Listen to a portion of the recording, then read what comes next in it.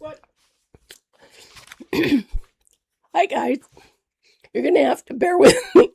My voice keeps breaking. But I hope everybody's having a great Saturday. I've had a really pain in the butt week, if I want to put it mildly.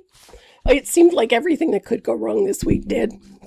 So I'm just going to go with the flow, so to speak. The project that I had initially planned for today, I managed to completely mess it up. And I didn't have time to redo it. So I sat here thinking to myself, what am I going to do for Saturday? So what I did was I'd start digging through my archive, and I came up with a plan. So the project that I messed up was going to be mixed media, using a floral and some fun, a variety of techniques for a really cool background. And then I thought, well, I've done variations on this theme before. So I thought I would dig out all of those variations and then we would play, and I can show you a whole bunch of really cool techniques for doing mixed media. And you can use it in your journaling. You can use it in creating art pieces. You can use it for whatever you want, card making, all sorts of fun things. So I have some fun ideas for you. And believe it or not, actually, we'll have a finished project by the end of today.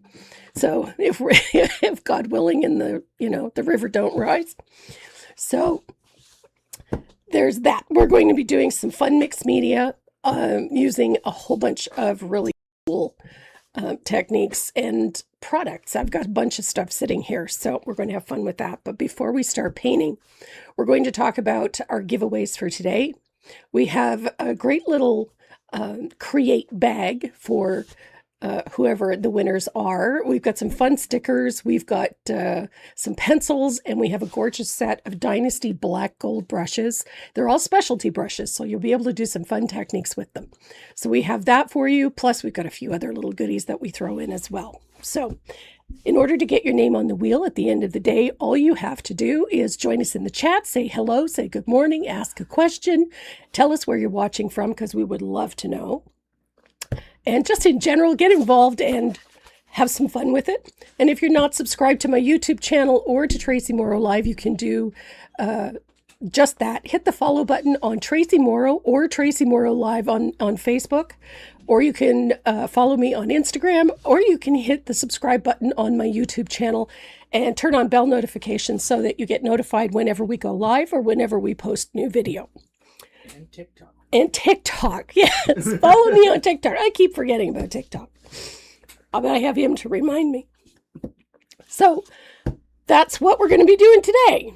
So with a little bit of luck and maybe not the best management, but we're going to start playing with some really cool techniques for mixed media. Click. Look at that. Oh my goodness. Judith Dodds is watching from Ottawa. Hi, Judith. And Judy Thacker from San Miguel, California. Deb Pels. Hello, Deb. And Mary Montoya from California. Patty Johnson. Hope you're feeling better. Patty, you know what? We got you connected with the members downloads. Thank you very much for joining us. We're so happy to have you. We have sent you an invite for the Facebook page, so come and join us there too. And we're glad you're here. My voice, Debbie, my voice has been in and out all week. I'm really struggling with the allergies and asthma and, oh, thank you. I like my haircut too. It means I don't have to do much with it. And Donna Pulse, Rich says hi. I say hi too. Hi, guys. And, oh, you're very welcome, Patty. I'm really glad to have you join us. We're going to have a lot of fun. And Jackie Gibson from Colorado. Hi, Jackie. And Carrie Henderson. Carrie's another one of my members. Just love her. And Karen Jones. Hi, sweetie. It was lovely talking to you today. We had so much fun. And my girl, Linda Safranco, and her mom, Mary. Mary, hello. She made it to the party. Good morning. Oh my goodness, Heidi, I'm so sorry. And my girl, Sandy Barton. Hello, sweetheart. And Judy Galt. Good morning from soggy South Louisiana. I saw you guys got a pile of rain. Oh my goodness. And Norma Luther. Hello, sweetie. And Diana Swindlehurst. Hello, sweetheart. From the Sunshine Coast, there's sunshine on BC today. That's nice. We haven't seen much of the sun this week. You know what, Mary? I will be fine. I am actually fine. I'm not sick. It's just annoying. It messes with my voice. And Janet Demon from New York and Jill Cullimore. Hi, Jill. It is so good to see everybody here. I'm playing with mixed media today. I have a thing for mixed media. I love it because you get to just sort of wing it and everybody thinks you're a genius. But we're going to start with, let me talk about what we're going to be playing with. I've got a little bit of, you're still getting rain? Oh, it's been gray here all week. And Robert Pearson. Robert, nice to have you here. And Rosie. Hi, honey. It is so great to see everybody. And Debbie Davis from Florida. Hopefully you're getting nicer weather than we are. And Patsy Justice. Hello, Pats. So we're going to be working with, this is, I call this postal paper. It's craft postal paper. Craft only refers to the color of it. It's sort of this neutral beige. But this is the stuff you wrap parcels for the post. And we're going to be working with an MDF panel. And we're going to create using some of these techniques. I love stuff like this. Anything like this, this is exciting to me because you can do so many fun things with it. I have a hoarse voice. I am feeling a lot better than I sound. I apologize if I'm sounding a little too gravel gertie. So, oh, Terry, you're going to have a ball with this stuff. You really can't make any serious mistakes with mixed media. You can have a lot of fun with it. So, we're using a variety of techniques, and you can be as over the top as you like or as subtle as you like. That's the nice thing about working with mixed media. You don't have to make everything look exactly like the picture, which is what makes things fun, because you can create some really interesting things without really having to work too hard or having any really special products handy. You can just dig through your stash and find all sorts of interesting things. So this one, I really loved this one. There's something about this piece. The tulip. This pattern is called Vintage Beauty. And I loved the techniques in this. I just using ink, using paint, using ballpoint pens, using paintbrushes, stencils, metallics, tons of fun techniques in this one. And they're similar in this one. And then this one, I love this pattern in particular. This one is called Tombow in mixed media. This one uses tissue paper, it uses stencils, it uses postage stamps, it uses regular paint, and it uses a lot of ink. And the wings on this one, I used a little bit of UV resin to do the wings. And oh, Bobby, I'm so sorry. If you sound like me, I'm very sorry. And Connie Gieslin. Oh, you cleaned out your brushes. Good girl. Glad to hear it when somebody cleans their brushes. And Carol, good morning. Michelle Stamper from Coventry, UK. I've been to Coventry. Beautiful part of Great Britain. Absolutely beautiful out there. And Diane Shiflett. Hello, Diane. From Burbank, California. Lovely. This piece was a lot of fun to do. And as you can see, we used the same type of paper in all three of them and got different looks. We've got a couple of other pieces here using similar techniques. I did this one as a quick live. I think it was a quick live video with my members.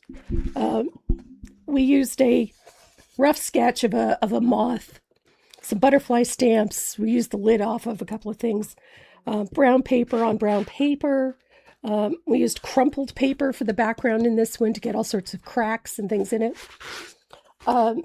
This one is a simple little rose using the same techniques as we used for the tulip. Kind of messed this one up, but the background in this one was one of my decoupage papers, the digital downloads, the PDF decoupage papers. I used a portion of that to do the background. Pardon me. And I love this one. Again, any of these could be done in an art journal, and this one was another, quick project that I did with my members based on technique, was how to create your own background papers. And it is a lovely technique. It works very well. And then using washes of color to allow the background to show through, even though it stays grounded, given all of that outline. But at the same time, it has this really cool effect of being able to see the background right through the flower, and then complemented it with a postage stamp in a similar color. So all of these things are all done using the same techniques, but you can get completely different looks out of them. So we are going to start with applying our paper to our surface. And the first thing you have to do is seal the surface. If you're going to use a matte medium or a decoupage medium, if you don't seal your surface first, the surface drinks it all up and then the paper never sticks properly. So we're going to seal the surface with a little bit of acrylic paint. Now, I'm going to use, quite honestly, it doesn't matter what color you use, but I prefer using a light color, and I'm using a little bit of buttermilk and my fugly brush. Now, this coat does not have to be perfect. It doesn't even have to be even. It just to seal that surface in.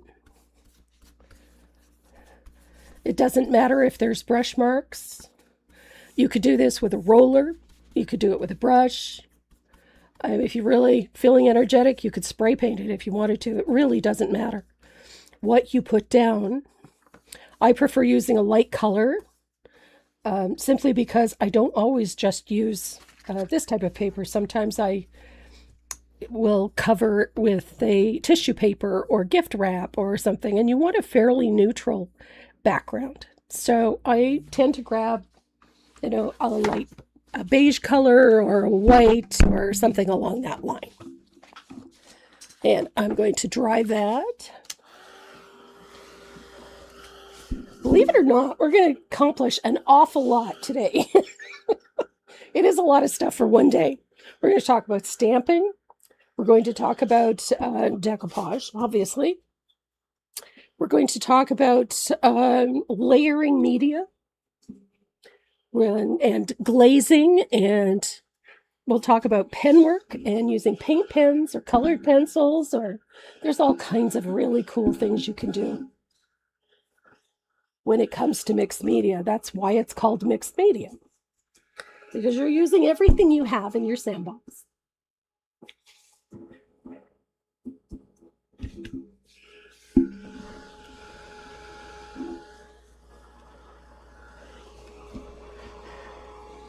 So I know I sound like Gravel Gertie. I don't have a sore throat. I've just been coughing so much because of the allergies and asthma that my vocal cords are stressed, apparently. And so my voice goes in and out. So I sound a little rough around the edges right now, but I'll be fine. I have lots of drugs to, help contend with it. So our surface is nice and dry. Now, I'm using a little bit of matte medium. I love this stuff. Matte medium is one of my favorite products. Donna, I just sealed it with a little bit of paint. One coat of paint is all it really needs. It's just enough to seal the surface down so that it's not completely raw. You don't need to have it perfectly sealed. But if you just rely on the matte medium or the decoupage medium to adhere the paper, it has a tendency to drink it up, and you end up using 3 or 4 times more than you need to. So I'm going to put some matte medium all over my surface. You want a generous application, but not so much that it's going to be dripping and running everywhere, but a nice even coat.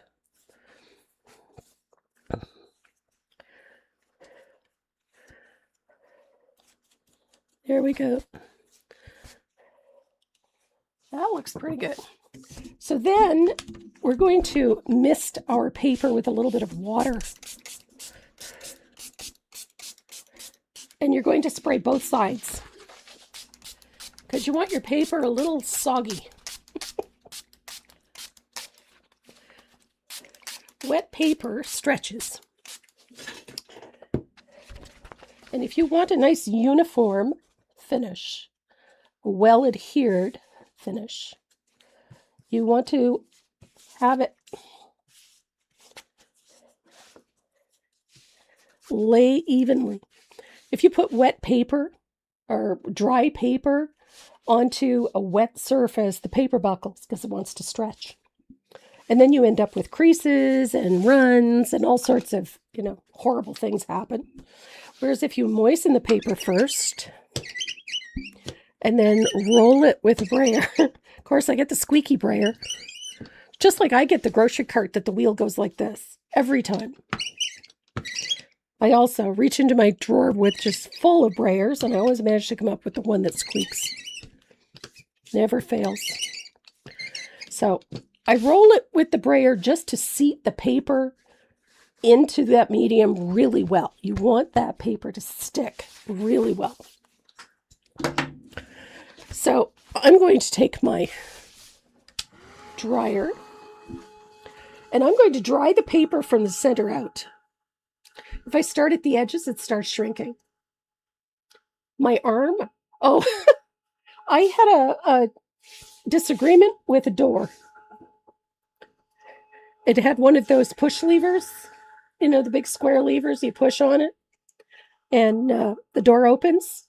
I pushed the door open, and the lever slapped shut just as I put my arm out, and I caught the corner of it, and then the door slammed shut.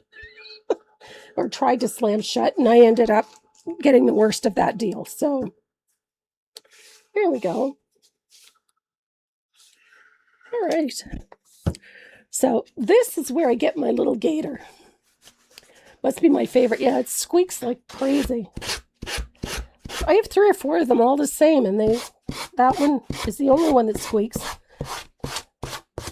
And every time I grab one, I seem to get that one. So I'm using my gator to sand the edges to remove the paper. Always sanding down.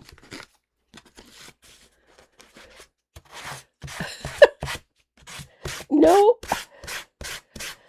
it wasn't gardening, and it wasn't my little fur-covered tornado. Taz is a whirling dervish. She is utterly fearless and does not understand that there is danger. To her, it's a challenge, so.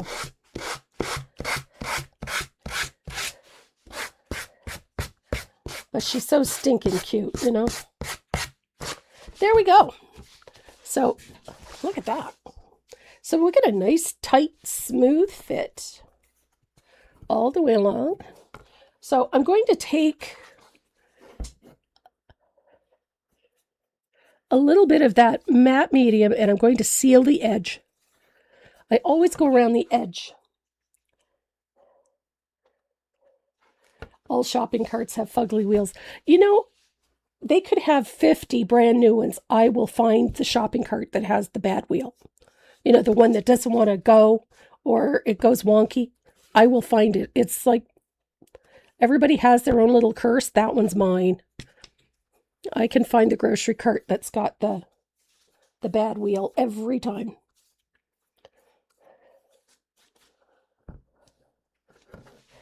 It's just, just me. There we go. So I've put a layer all the way around the outside edge. That seals the edges down. And you'll find that if you do that first before you do any of the rest, you will end up with a nice tight seal and you won't have corners folding up or things like that. So then I go around and dry that, and then we put it everywhere.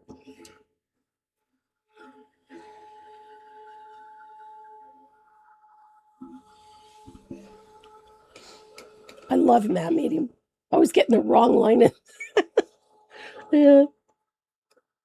I always manage to find the grocery line that is closing. I can find that one too.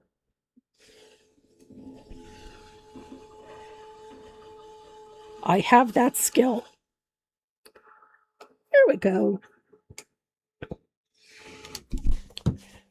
So now I'm going to put a nice generous coat over the whole thing. And by generous, I mean I like to see the brush marks. So that when I do this, it's thick enough that it creates a texture. So I'm putting brush marks in a bunch of different directions by doing this. And this helps actually create some really subtle textures in the background. There we go. And now we're going to let that dry. The nice thing about matte medium is that you can work stamps and stencils over top of it without any issues. And it seals the paper down nice and tight, gives you a nice uniform surface. And you can force it with a hair dryer, or in this case, I'm using one of those heat it tools.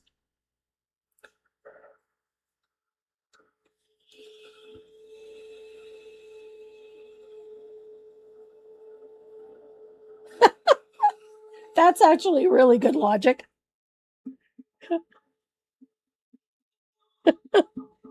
Late but here. Hi, Bonnie. Brenda Sawyer, hello. Sue Braun. Deb Daniker, hello, sweetheart.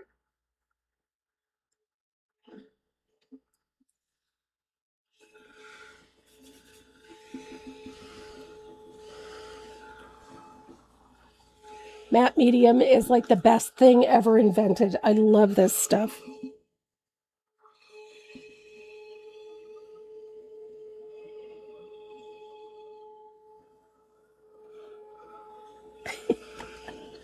Dawn, hi Dawn.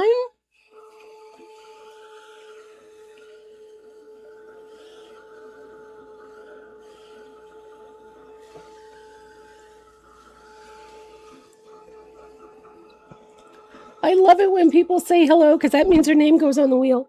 At the end of the day.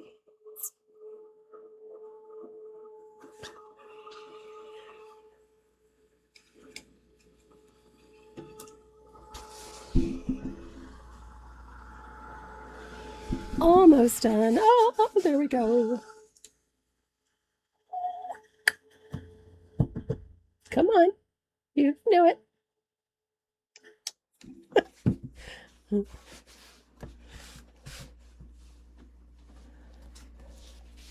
Okay, this thing is doing some weird stuff. It's not focusing.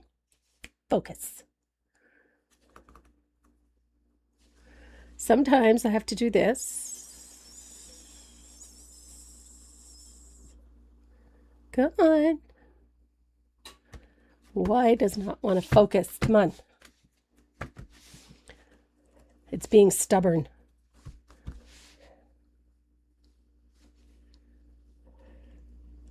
Come on. Oh my goodness, it doesn't want to focus today. Okay. Ooh, Liz Minardo, you got family coming. Did you make stuffed peppers? Liz makes the most amazing stuffed peppers. So we're going to create some fun and interesting things on here. Now I went digging through my stash, which is considerable. I've discovered. I went and dug through. Of course, I always have my favorites, right? I have my favorite scripts. Script stamps. I love my script stamps. Now, this is a Stays-On stamp pad, and this is one of my favorites. I love this. Let's try to at least make this look like it's legible. There we go. I love using a script stamp because you can have so much fun with it. So I'm putting a little bit of script in.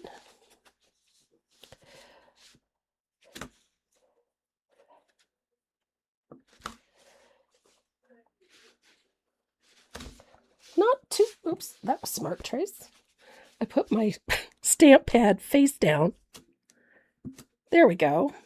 So I've got a little bit of script in there. I think I've got another script stamp, slightly different. I like changing it up a little. I think the idea of having a variety of different images just keeps things from looking too static. I think sometimes when you're buying papers and whatnot, ready-made papers, they all tend to look a little contrived. Like things just, I'm going to put that there and this here, and it just, after a while, it starts to look a little, what's the word I'm looking for? Predictable. And I kind of like it when things are not necessarily predictable. I love the idea of things being a nice surprise. Like broken stamps, having an image that just didn't come out very well. I like that. I think that provides a lot of interest.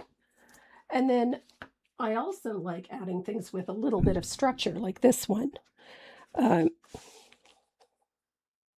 Yeah, I got that right. So I like being able to just put things wherever I want to. These ones here, I love this one. I know, so we don't get these here. We need a panoramic view of my stash. That would be more of a tour. I have a storeroom and 6 cabinets, sorry. I have far too much of a stash. This is a cicada stamp. This is a Tim Holtz set. I have tons of these. I love his stuff. Looks like a duck head. Anyway, this cicada, we do not get these in Canada, at least not where I live. I don't know if other parts of the country get them, but I know we don't get them here. And I'm fascinated with these things. I just think they're so cool. But I love the idea of having one of those in here. There goes my voice again. So I love bugs. I gotta have bugs and things. Bugs, bumblebees, ladybird, all sorts of fun stuff. I also like it when things don't always look perfect. I'm going to use my block here. I love it when things look, I love that. Look at how cool that is. Well, I think we have some interesting bugs up here, but we don't get like the bugs you get in California and bugs you get in the southern part of the U.S. We don't get those things. And so the idea of those things, we think they're kind of neat, but we don't have to live with them. So that's one thing. We do get these humongous spiders. They're called dock spiders. I mean, they're huge. They hang around the water and eat mosquitoes and things like that, but they're freaking huge. And those we get lots of. But we don't get a lot of things like this. I mean, I actually saw my first Luna moth not too long ago out on the trails here. I had never seen one before. I'd seen them in books and pictures and whatnot, but I knew we have them, but I had never seen one, and they're just beautiful. I've never seen one of these in real life, but I had a piece of jewelry of their shell for the longest time that I thought was pretty cool. Most people thought I was out of my mind. I thought it was neat. But then again, I also have a necklace with a scorpion on it, a real one. So, but we do get some interesting bugs. So, okay, what else am I missing? What else do I need? I've got a dead space in there. What can I put in there? Let's see. Oh, there we go. I was looking for something like this. One of the cool things about using stamps, especially in type of this, if you think of things as, well, this goes here and that goes there and that goes there, you miss a lot of opportunity for creative license. And I love seeing stamps layered. I love seeing things overlap, and I think it makes a, see, I like that. It didn't bother this in any way, shape, or form, but it made for a really nice look. So I'm going to grab this big postage stamp and overlap that. I love these things. And then I think, oh, look. I have butterflies, but more importantly, I have this. I like these little images. Are so awesome. Sometimes it doesn't take much. This is just a number, probably just the number of the stamp, but regardless, I just think it's such a neat way to add an element. I like it. And then I've got a little bit of dead space in here, so I'm thinking we need a butterfly. What do you think? Or a bumblebee? Oh, we stuck with flying things. Let's do flying things. Oh, okay. I've got one here. I like having one of these little blocks handy. These are, especially for teeny tiny stamps, they're very handy. I'm going to overlap that. Ooh, that works.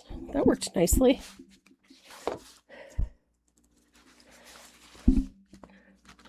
I have a ridiculous amount of stamps. I went digging through my stash, and I was quite happily. Okay, I think I'm happy with this. There's a little bit of negative space in a few places, and I rather like that. It keeps things from getting a little too busy. And it doesn't look as if it was planned that way, which I really like. Got to have a butterfly in there. I love butterflies. So I'm not going anywhere with my stamp pad. I'm going to hang on to my stamp pad because we're going to do a nifty effect on the outside edge with this. But first, we're going to do a little antiquing to this because I love this look. Now, I use this method a lot. Let me see. I'm going to grab a finished piece that has this. I use a little bit of asphaltum to deepen corners, deepen edges and whatnot. It doesn't have to be a lot. It all depends on you and your own personal taste. I love this look. And then I enhance it by using the stamp pad around the outside edge. And I like how that looks. It just gives things a nice aged appearance. So I'm going to use a little bit of asphaltum up into these corners. And I mean, you can tell I use it a lot because I did it in this one, I did it in that one, and in this one. So I can get a little carried away. I'm allowed. Besides, it's fun when you get carried away. So a little bit of acrylic paint. This is asphaltum. Only my favorite color ever. Time for a high-tech applicator. Yes, ma'am. It is high time for it. We're just going to make sure that that ink is dry. Although this is a permanent ink, asphaltum is coming. Late Lucy. Hi, Lucy. Gail, I'm just using a piece of MDF. Just a small, it's an 8x10, so you could use a wood panel or a canvas or a piece of heavy-duty watercolor paper or heavy cardstock. I mean, there's so many surfaces you could use this for. The butterfly is right near the duck's head. You mean this? Does look like a duck's head, doesn't it?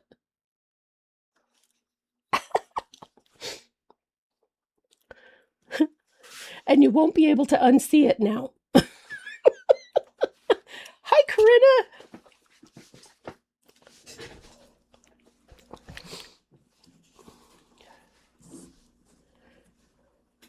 If you've got, as long as it's a water resistant or waterproof, then you would be fine.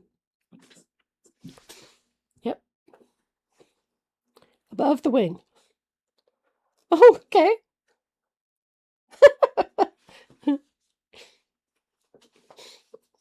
Ooh.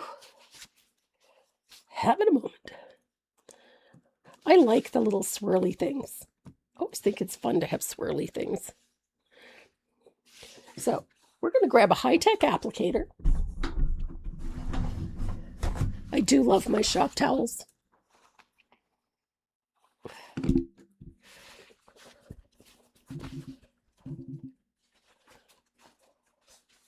I am going to say we finally got notification that the backlog has cleared. So there's a whole bunch of prizes that went out this past week because we haven't been able to get waybills for anything due to a backlog at customs. A lot of the shipping companies won't even pick up anything now because of the backlogs at times, but that seems to have cleared. So there is a whole stack of, I think about 3 or 4 weeks worth of giveaways that are on their way.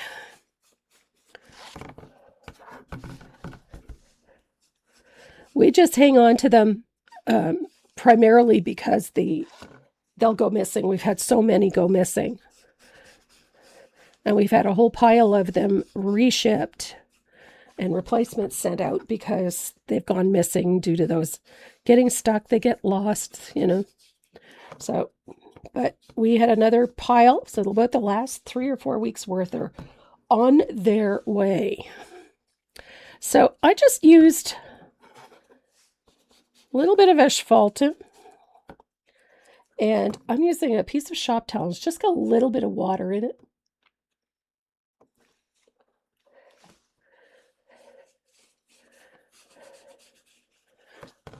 Oh, and Donna, there's a box leaving here this week for your retreat.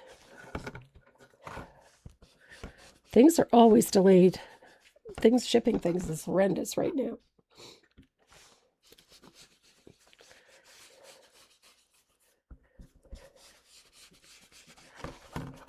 There we go. This is what I like. I like my outside edge to be fairly dark. And I like the center of it a little bit lighter. And the reason for that is that darkness sort of frames things up nicely. So when you have that lighter portion in the center, it draws the eye to the element that you have placed in the middle. So I'm going to dry that.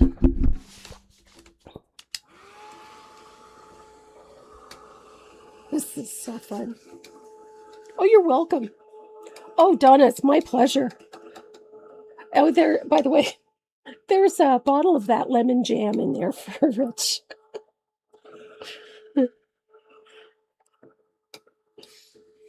the marmalade.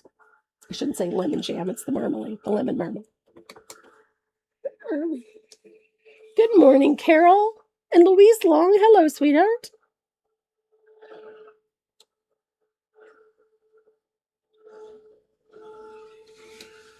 There we go. That aged bit at the edges, just that little darkening in the corners and along the edges, just helps frame up the image. Oh, yes, absolutely. Yes, absolutely. Or you could stamp right onto the paper mache box and then seal it. Either one will work just fine. My dinner plan tonight. Tonight I am making homemade pita bread, and we are having a doner. Doner is what would you call it? It's a very popular thing here on the East Coast. It comes out of Halifax, but it's a Middle Eastern dish. So it comes with nice soft pita bread. I make them from scratch. They're delicious. So nice soft pita bread. We have lettuce and tomatoes, and then stuff it up full of that spiced lamb, that shaved spiced lamb. And my husband likes it with the sweet sauce. I don't like the sweet sauce, so I have mine as is. And we chop up a little bit of bacon and put that in there too, and it's yummy.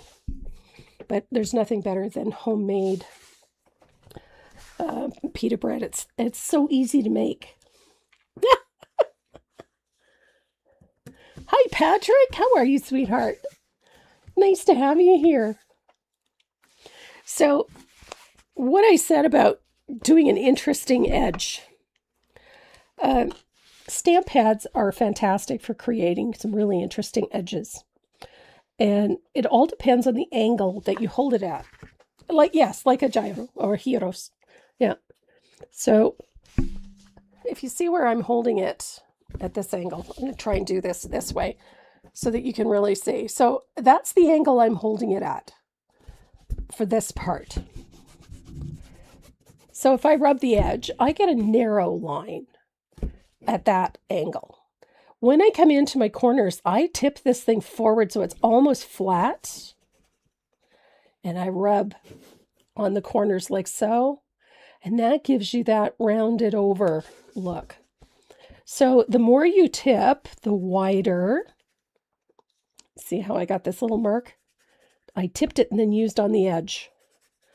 Tip it. Go in a circular fashion. So you get that. Look at that edge. So if I bring this up closer, look at how it creates this almost smoked or burned look at the edge of the surface. And again, that all depends on how tightly you have that down. So this is such a simple way to age the edges. See, almost flat. It picked up a little bit more. So the wider, the narrower the line, the closer to the surface you lean, the wider it gets. So you have a lot of control when it comes to this. And I love those smoky looking corners, and I love these patches along the edges.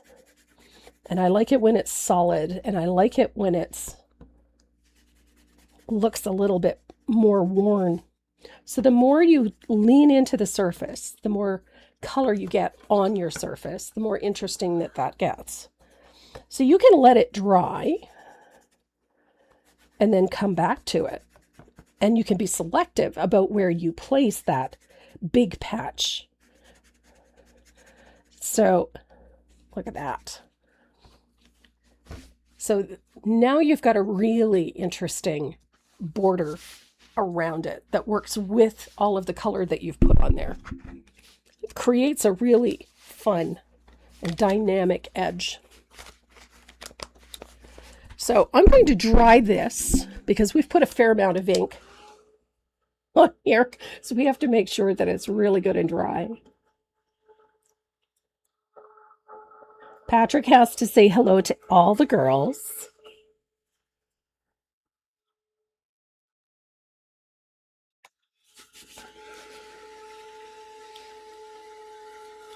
Well, and the thing is, a lot of the times you might put something on and think, oh my God, I overdid it. You really didn't. That's the fun part about this, is that what happens, happens, but it creates some really interesting things. Oh my goodness. So 30 degrees in the classrooms. How does anybody even think, let alone work in an environment like that?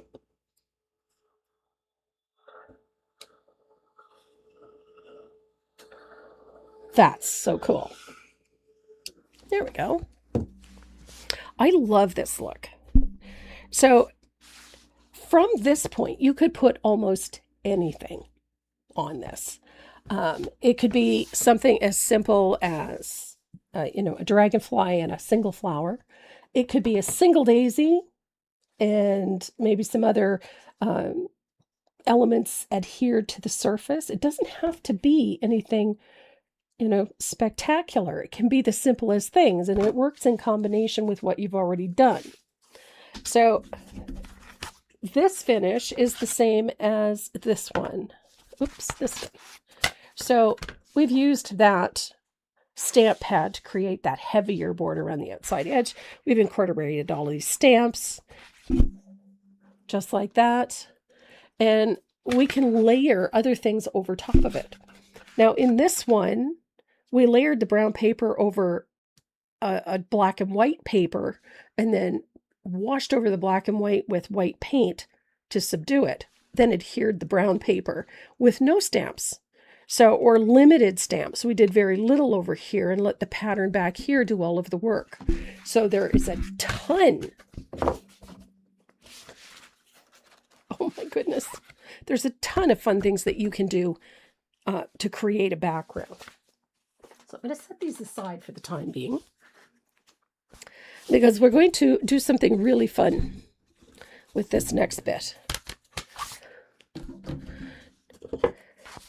Now, I was trying to decide what type of fun thing we could do, but we're going to use a piece of paper for this next bit. I like using paper. I am going to find my funky scissors. I got my funky scissors. I'm going to cut a strip of paper like so. Like that. That's my line drawing.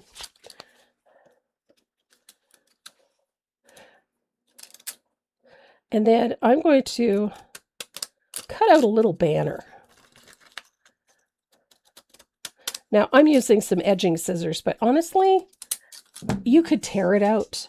You could cut it straight. This is not straight. Honestly. There we go. There's all kinds of fun things that you can do for this. So I've got this fun little bit here. And I have a StazOn. I think I've got a brown one somewhere. Here we go. I've got a brown StazOn.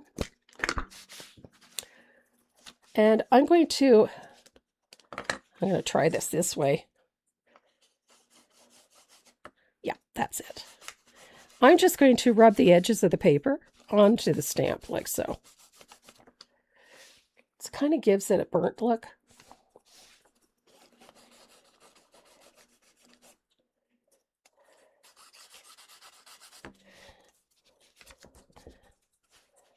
I'm going to try it another way.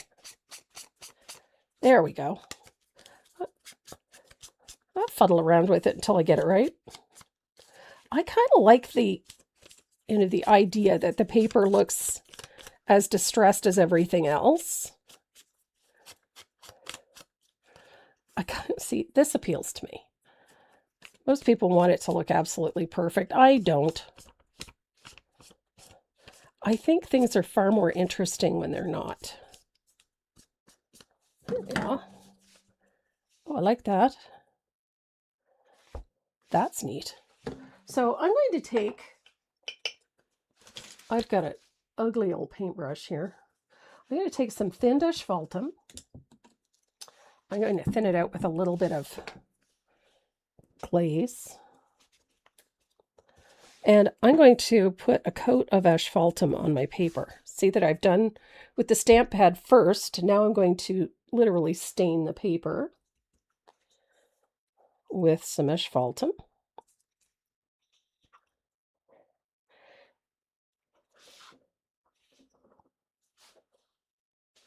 Might be a little too dark now. So I'm going to take my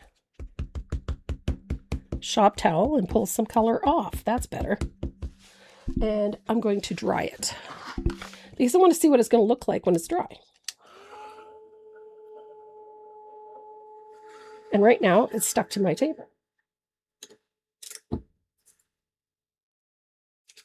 There it goes.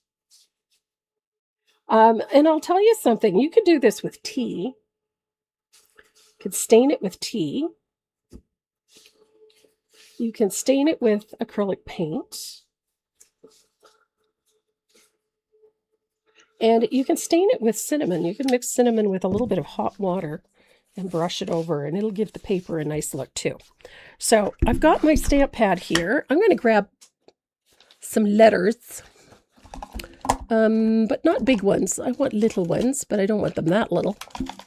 What have we got here?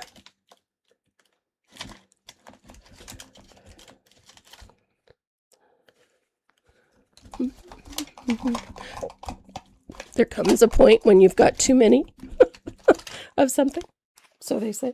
I'll let you know if I ever find it. So I'm looking at this. And I want a word on there. What word do I want? How about H?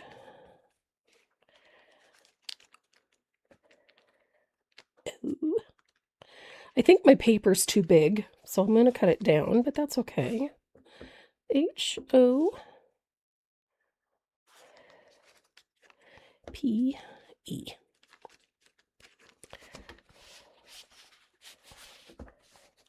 So I'm going to press into my H.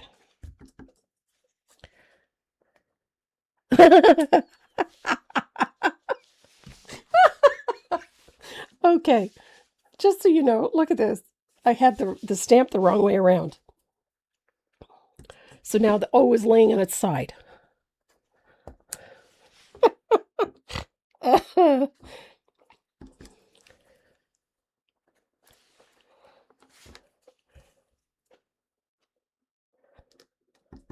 I think that this is a good word for today. But I'm thinking the brown one is the wrong choice. The brown one is definitely the wrong choice. So I'm going to try it again. I'm going to come over here and do it. H. Let's see if I can get the O right this time. Yes. O. Good Lord. You ever have one of those days? I'm having a day. I've come to the conclusion that some days I can just, that's not the right stamp. I can mess up the Lord's Prayer. Oh my goodness. There we are. Oh, that's much better. I like that better. So I'm going to cut that. And so now I have a raw edge. Well, that's not good. So I'm just going to rub it on my stamp pad, like so. Oh, much better. And so remember those little areas there where we had some negative space that we weren't so sure about? Well, now we have something to put in there. So where do we put it? I'm thinking right there is a good spot. Love it. So I'm going to take out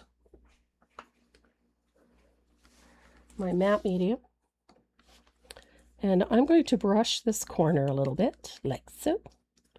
The thing to keep in mind is these little things that you add in,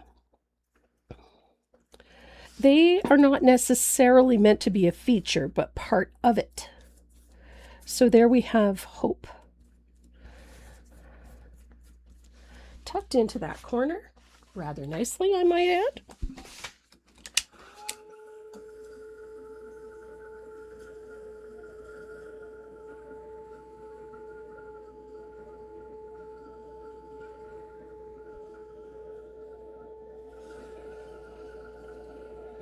Wow.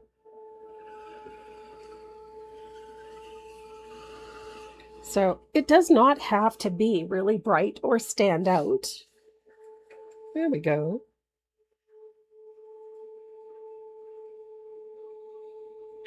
So it's easy to create your own embellishments just using bits of paper. It could be colored paper. It could be construction paper. It could be something you tore out of your checkbook, or out of your day timer, or a deposit slip from the bank, or whatever. It can be whatever you want it to be.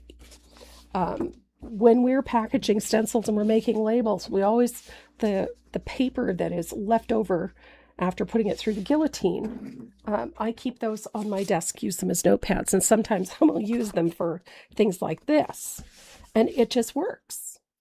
So we have that simple little message of hope down there. Now, we're going to trace and transfer a line drawing on.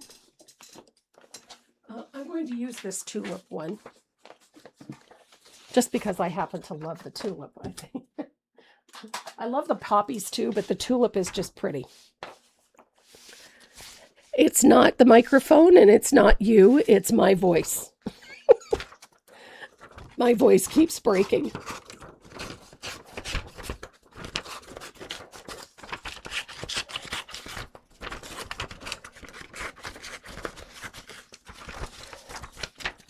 So we have, when we send out all of those, the little freebies, we send out those little pins and whatnot. We always put a tea in it. And one of my favorites is Tazo. And recently I discovered something that Tazo makes that I did not know about.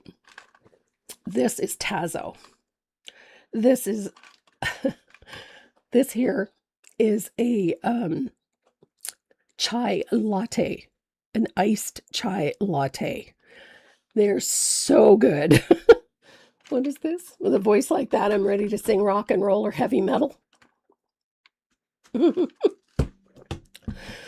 Oh, hi, Taz. Taz is joining us. What are you doing? She wants up in the window. So I need a little piece of tape. I think I have tape.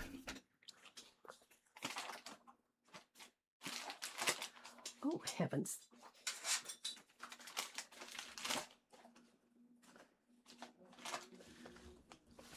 My tape has gone walkabout.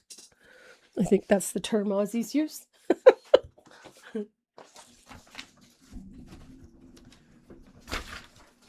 For the love of Pearl. My roll of painter's tape has gone walkabout. There it is. Forest for the trees. Sitting in the bin with about 8 other rolls of tape. Oh, this is so good. And iced is just delicious. So I'm going to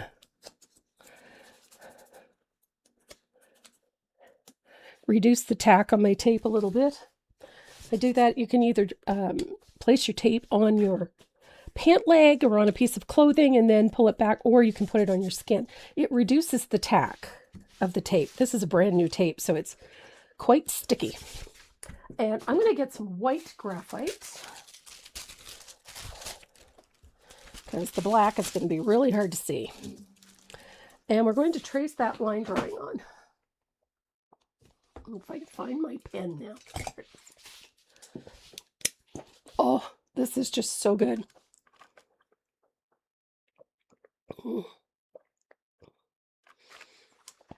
Everybody have a great weekend. Say hi to everyone. Oh my goodness. It's her nap time. I think she's tired of terrorizing for the time being. I woke up this morning, she was sitting on my chest and had her nose touching mine and looking at me like, well, my food bowl is empty. She is a character, and she's very busy.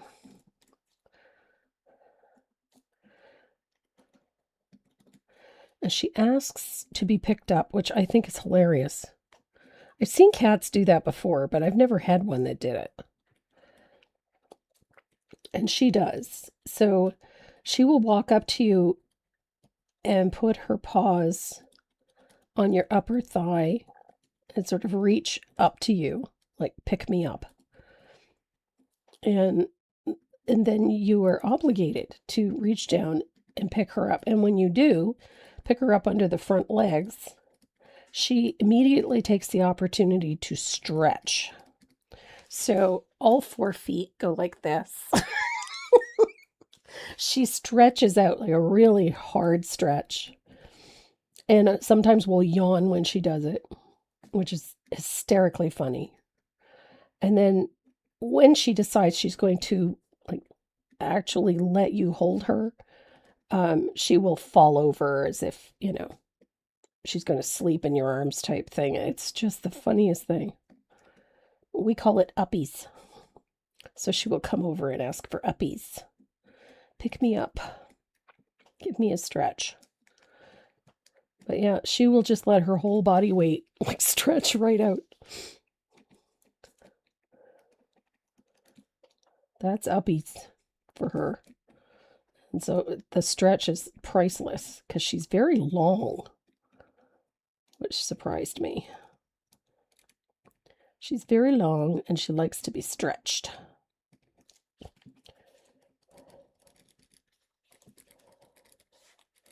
I love this particular technique. Now you can use fluid acrylics, you could use acrylics, you can use ink. I mean, whatever blows your hair back, basically. If it makes you happy, knock yourself out. So Americanas work beautifully. You're just going to use them in heavily thinned, that's all. So that you're not using color full strength, and it allows the image to remain a bit more transparent so that all of those cool things that you've done for that background don't get buried. They become part of the overall finished piece, which is just such a cool look. I like it anyway. So trace this image on. I'm putting in some of these details because we're going to do those too. And because we're working with transparent color, you won't have to trace them back on. You are going to cover them up, so you can have at her. They don't need to be really, really strong. So if you prefer them a little lighter or don't like to put a fair amount of pressure on your pen, then by all means, you can just do it as long as you can see it. That's all that matters.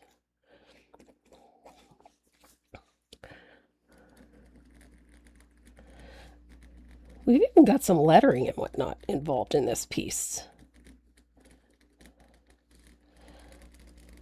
Now, the original of this tulip one was done on an 8x8. We're working on an 8x10, which means that we're, going to have to try and fill up some space a little bit, but that's okay. We can do it. I love the look of this piece. It's just one of those things. There's something elegant about it. And I'm a fan. I love tulips. Tulips to me are just so pretty. And parrot tulips in particular, the variety with lots of stripes and lots of multiple colors or whatnot, that is just gorgeous to me. I just missed a spot there.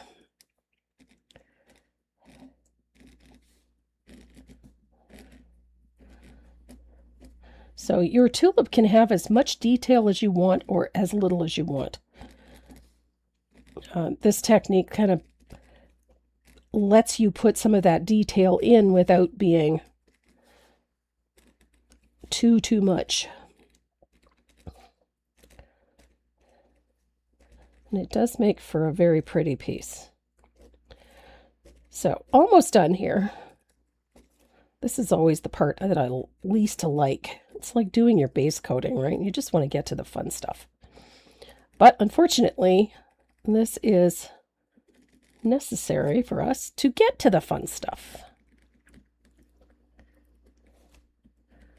Here we are.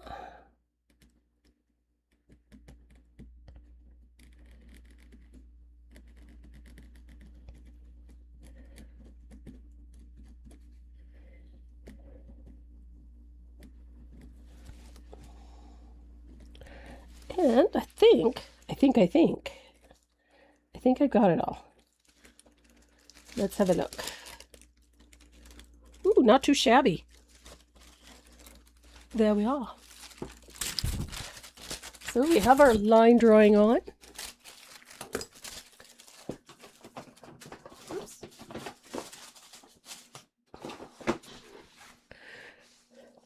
Now, one of the things about anytime you're doing something like this, some people like it, just put it on, call it good, paint away.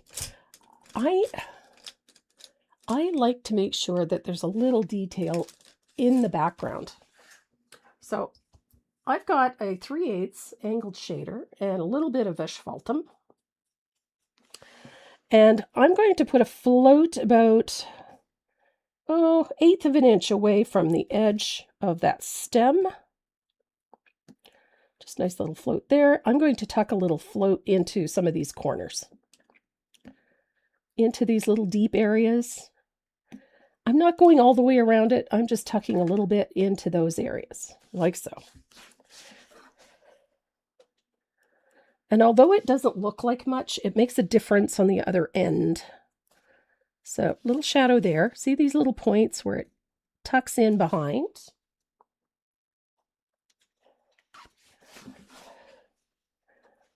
Same with the leaves. I'm going to put a little tuck in there. A little bit back here.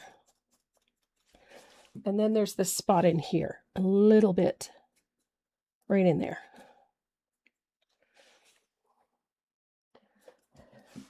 They don't look like much when you're doing this, but they have a big impact a little later on.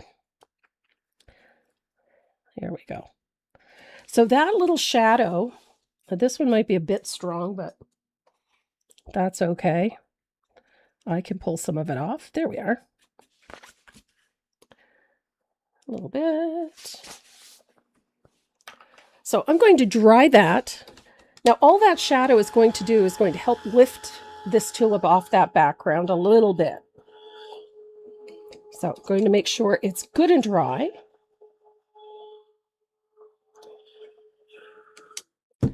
And we're going to start with the leaves. Now I've got, this is green gold in the media fluid acrylic. You can use a little bit of margarita in the Americanas if you want to work in Americana. Margarita will do just fine. And I'm going to grab a nice round brush. There we go. And I've got some Joe Sonia. I'll load up my brush with Joe Sonia, and I'm going to grab a little bit of this green gold. And I'm going to put a wash of this color over all of the leaf. Just like that. It can be as strong or as weak as you like. But I want this color fairly strong, but I want it to remain transparent. And I'm going to use that same color on the stem of the little bud to the right. and to the stem of the tulip, like so. And then, of course, to the leaves.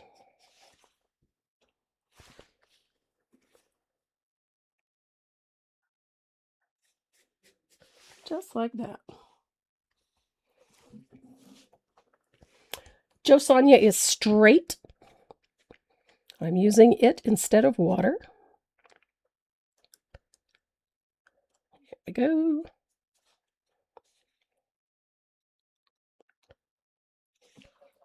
I love this color.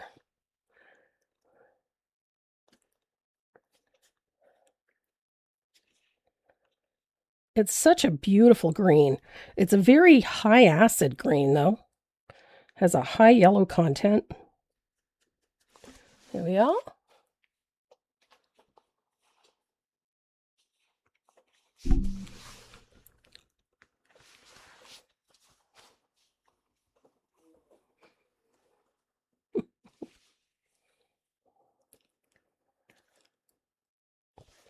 Lovely.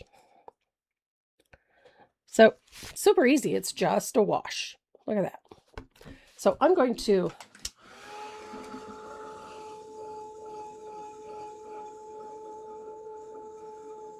oh my goodness.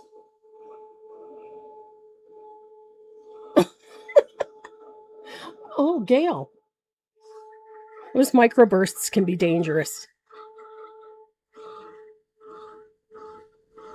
Ooh, Lil, go have fun.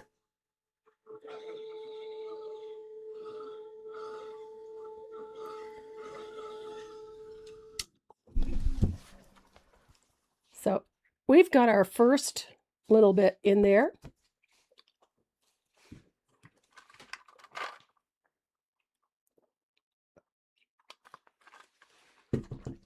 Oh, Lynn, the medium that I'm using is this one. It's Jo Sonja's fast drying glaze medium. I love this stuff. I use it for everything. This is my floating medium. This is my glazing medium. This is my everything medium. I use it for everything from base coating to floating to liner work. This is my favorite thing.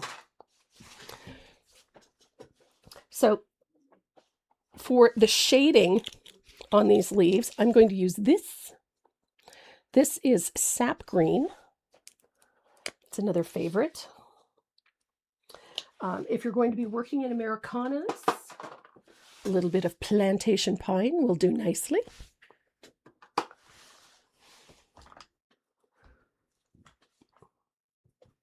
So I'm going to use a little bit of Jo Sonja.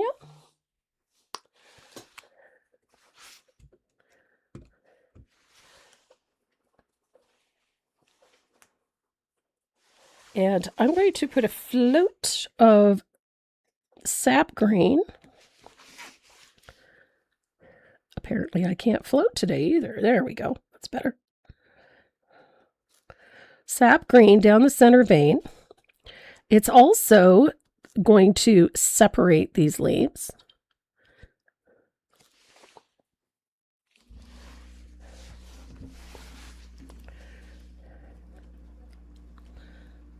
Ta-da.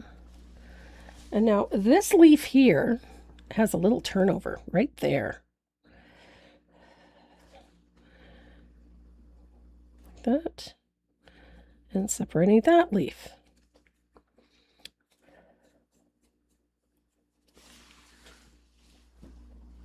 Sap green is just like plantation pine. It's nicely transparent.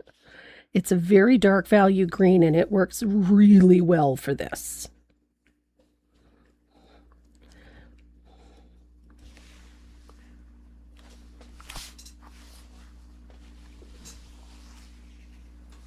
You ever have one of those days where you're not sure?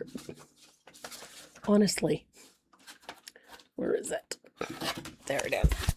So for this, we're going to use a fair amount of that darker green at the edges. And we're going to build this up. So if you find that your leaf is not giving you what you want, if it's looking a little too bleh, you can always add more color to it. And I like putting in the shading first and then come back and do a little bit with some highlighting. Here we go. Such a pretty color. And there, look at that. We're starting to see that lighter value really pop.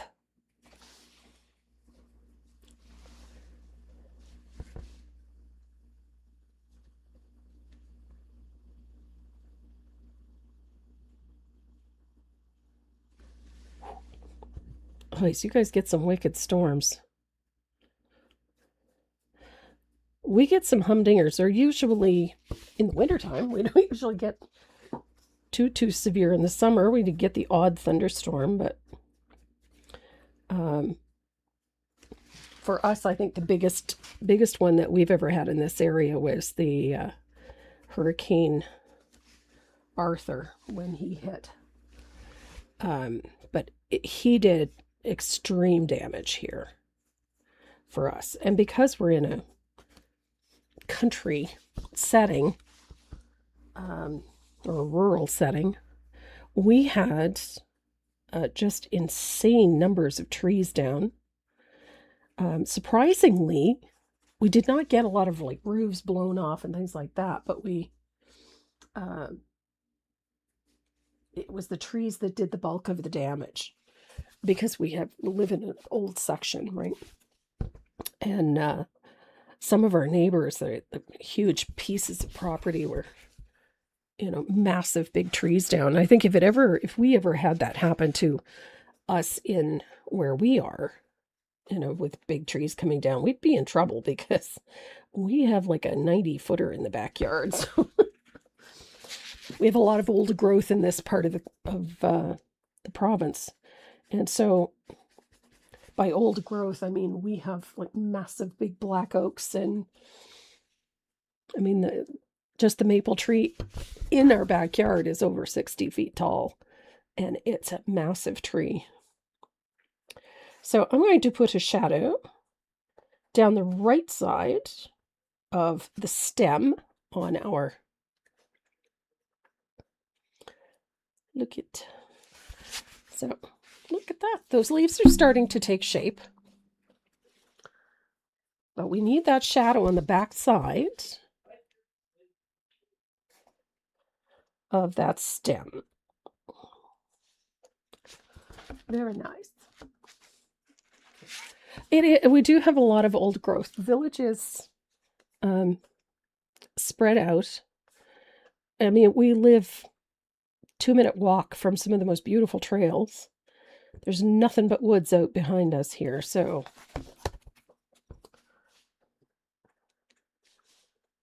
and it is a lot of old growth. It's also very pretty. The village is, like our part of the village in particular, has a lot of old growth. When they were developing this part of the village, they did not cut down the old trees. They left a lot of the old growth here. So it is so pretty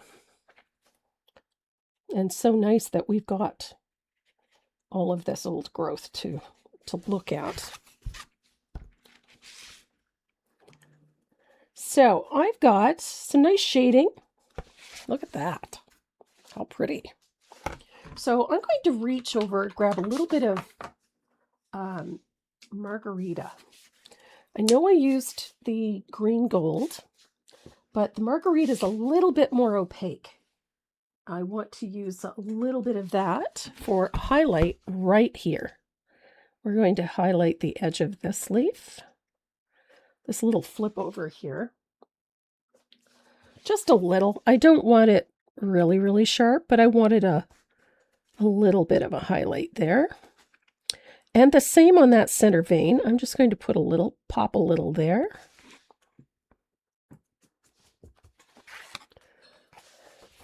See how that little highlight makes such a big difference, right? And I'm going to do the same thing on this side. just a little one, have that brighter highlight right on the edge of that.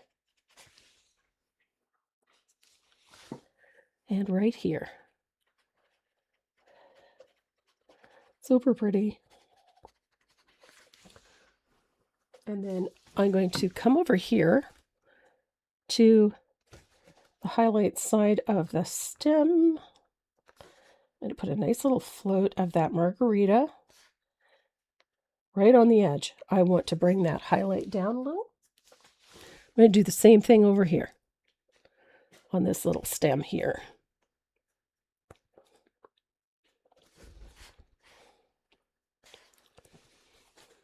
So we have a nice looking set of leaves there, but honestly, it's still extremely transparent. You can see all of that pretty work in behind it. So we're going to move up to our flower. This part is so much fun. Oh, paint and sip. Yep. Paint a bit. It's a pure latte.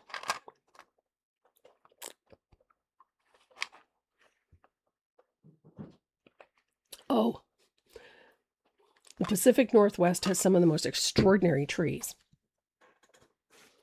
So I've got fabulous color. This is quinacridone magenta. Now, if you're going to paint with the Americanas, there's not too many colors that are close to this, but go into those transparent reds, the really intense transparent reds. So your Tuscan red, your cranberry wine, and things like that. Something with deep and dark and rich. And so I'm going to use a little bit of quinacridone magenta. It has a little touch of purple in it. So it has this really nice tone. And this is going to be our shading color for our tulip. And we're going to come down into these deeper areas here. It is a shading color. Look at that. All down in here. We want that nice rich. Isn't that pretty? It's just such a great color.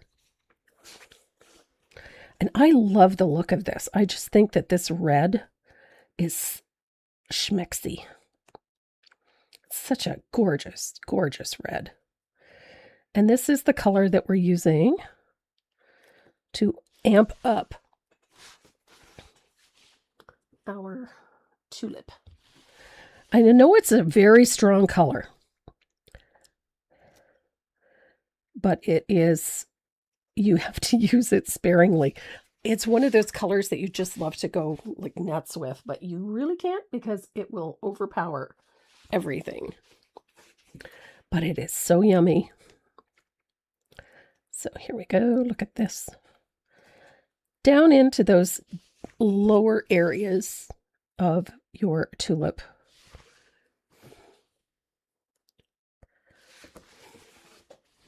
And it's just a float. Doesn't have to be perfect. Don't think you really want it to be anyway. Look at that.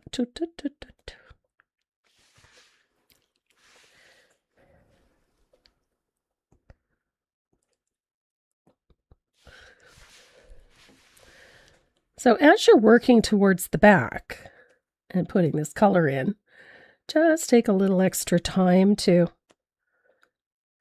place it carefully.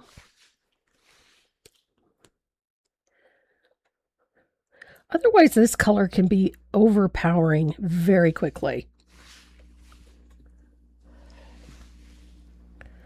Here we go. But so pretty. I mean, really. Look at that. So it established the shape of our tulip very quickly. Super easy, right?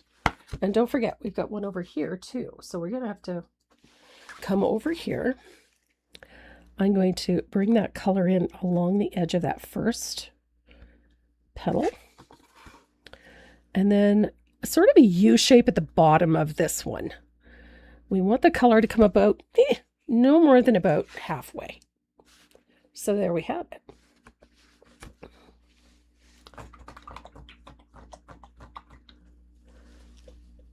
So I'm going to dry that.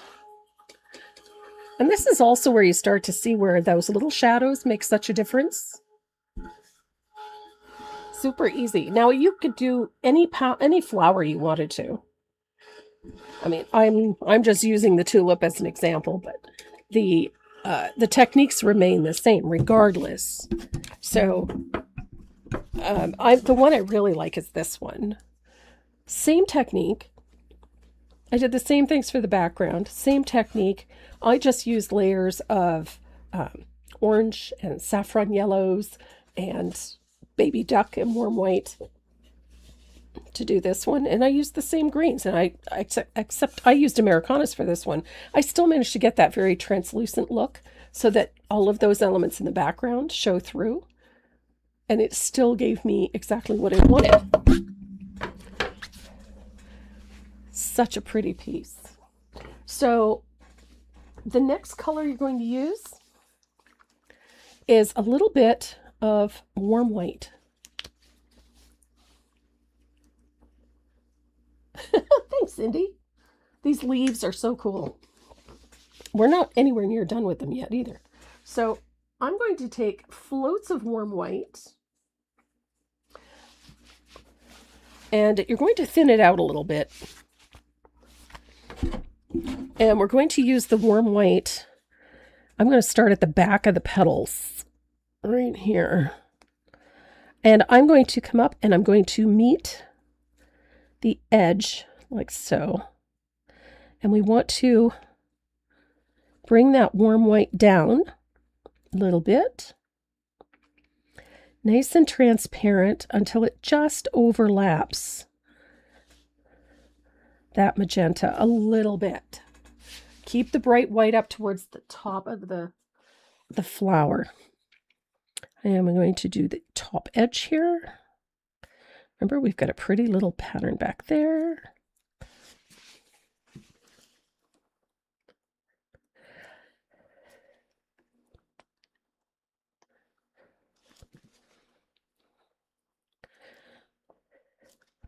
So there's your float.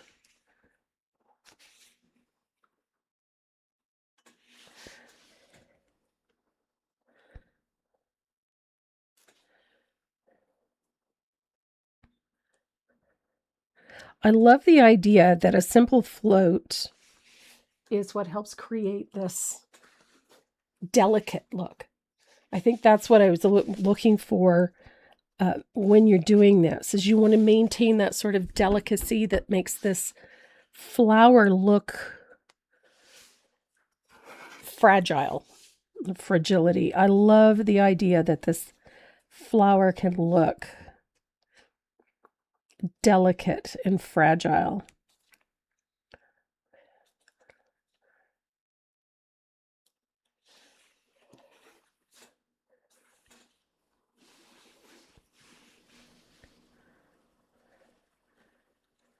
And part of that is because we're working, keeping that brighter or more opaque color towards the tip, and then letting the translucency go down the petal so that you're not burying all of that hard work that you've already done.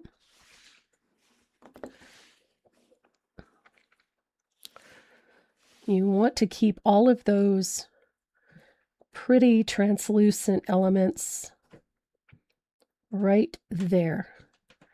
The best part is they don't have to be perfect, but it makes a huge difference in the end result.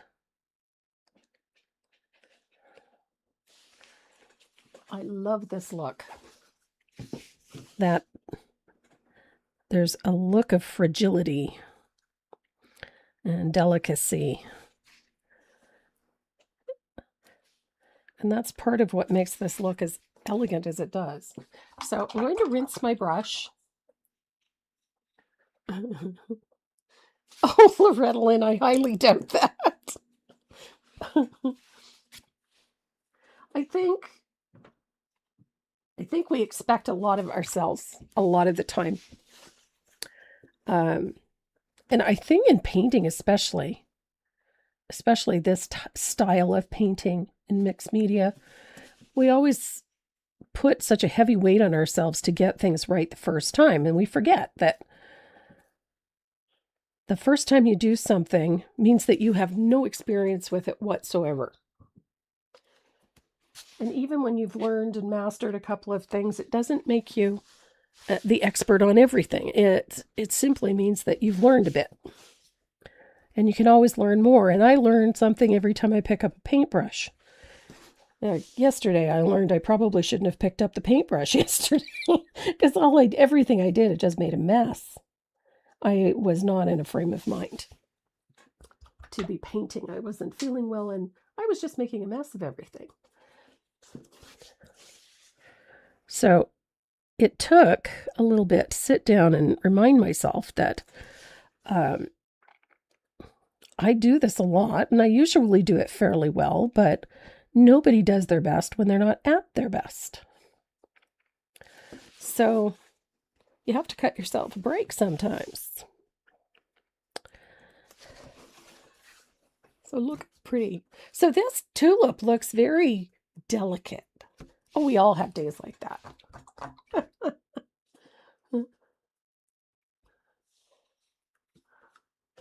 So I'm going to dry this.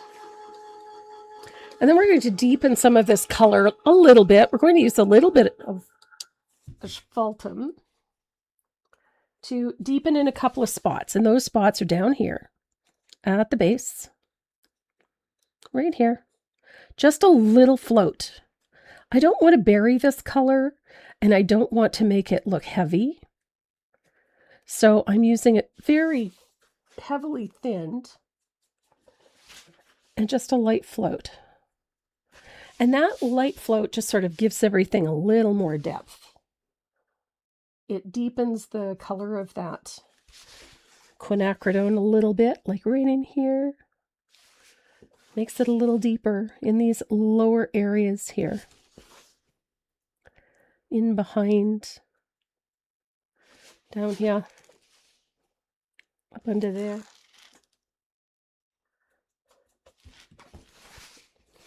We have a nifty little flip over at the tip of this petal.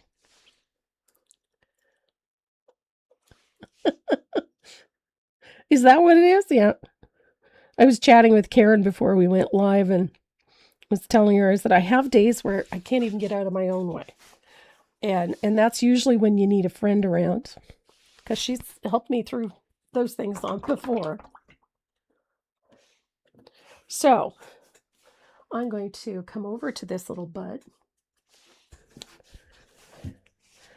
And I'm going to float a pretty little thing on there. Look at that. I love it when you get to that point where the two colors overlap and you get this really nice, soft, delicate look. And then comes the fun part.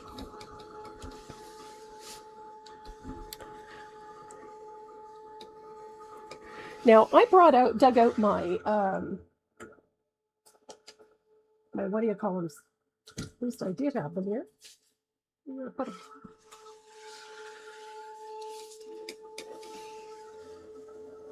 I swear to God, some days.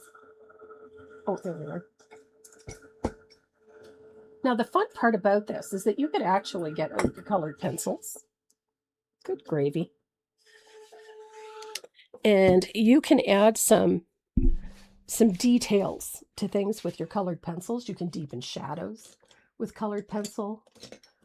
You can brighten highlights with colored pencils. So if you've got a colored pencil, you could bring your colored pencils in, brighten things up if that's what you want to do. Myself, I want to add some details to things. Those nifty little teeth. Yeah, I know. Okay. My chair isn't cooperating. So I have my, these are my Derwent line makers. I love these. I also like my Tombow ones. Unfortunately, my Tombow ones, they're not waterproof. And I need them to be waterproof, so that's why I'm using this one. This is a free-flowing, super fine. This one is a 0.3. Very nice. I like these ones from Derwent. And we're going to use these to add some of the details. So, and I love doing this part. So I'm going to add some of those little lines to the edges of my tulips, like so.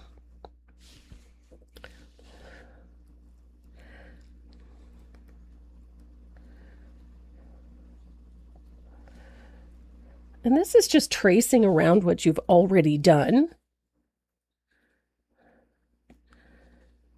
and putting in some of those little lines. You know, those fun little details on your petals, you know, those little ruffles and whatnot.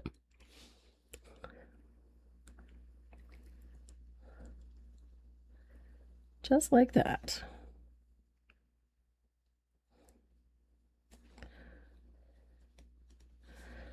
And you don't have to work hard to do this. You're just following the line drawing.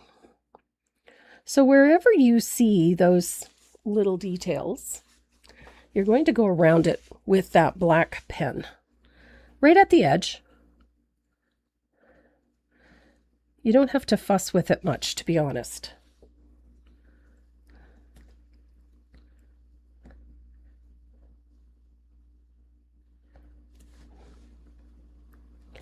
So you could do this just in black if you wanted to.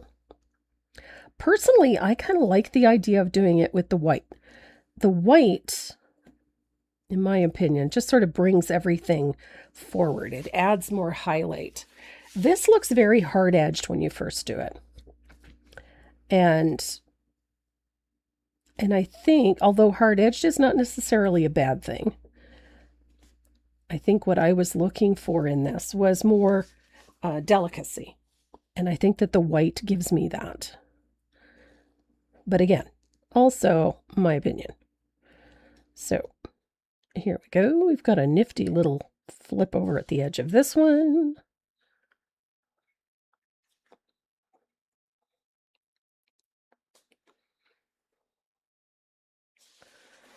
Pretty nifty.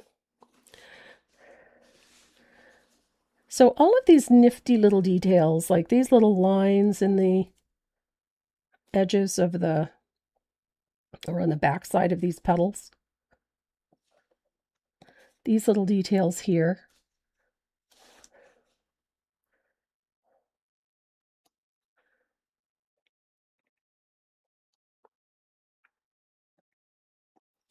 these are all done with that black pencil, or the black pen. You can do it with a gel pen too. This is a 03. That's the number for this one.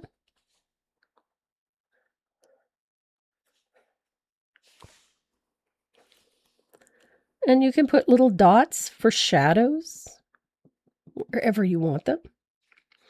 I like the little details myself. I like these little lines coming down that create textures in the petals. Those things appeal to me. And so I like to pull them down like that. It helps create direction as well. Lets you understand which way petals bend.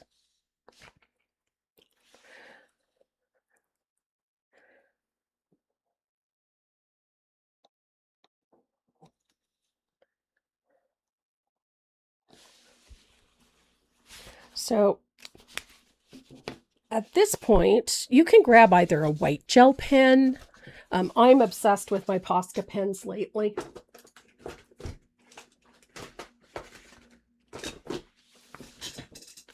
And I'm going to use my white one because I like my white one.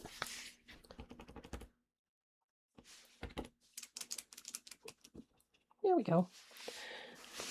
And so I would have the black towards the outside edge and put the white in. And I follow the edges of those lines with the white pen. And this just creates a really amazing look. So you're not burying the black, you're working with it. So these are your little highlights. You can tuck those in wherever you like to create texture on those petals, at the edges of these petals, like so.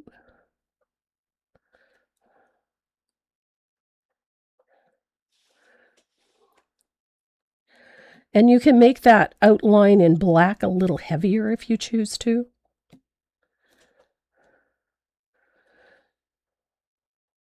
But I love the white. I just think the white is what makes this. A little bit of white. Again, following the edge, following that texture. Highlighting some of those darker lines.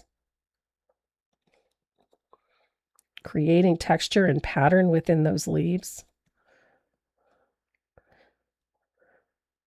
And I think on the tulip, it makes such a difference because we're putting it right on the edge of what's already white.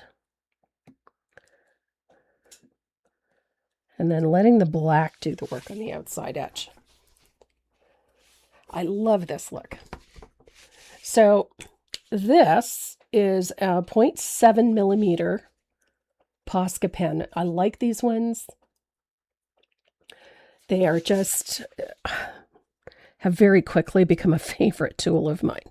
I love my Posca pens. And then somebody in their infinite wisdom on this live in the chat informed me that Posca makes colored pencils now. So of course I had to go get some. So now I have colored pencils from Posca as well. So now I'm a really happy camper. So I have white Posca pens and I have Posca colored pencils. And, you know, more and more ways to get into trouble. Okay. Like I need more ways to do that. Here we go.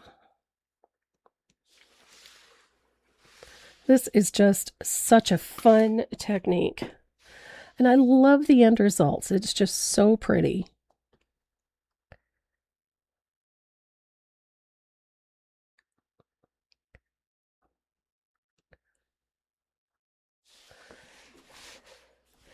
Easy peasy.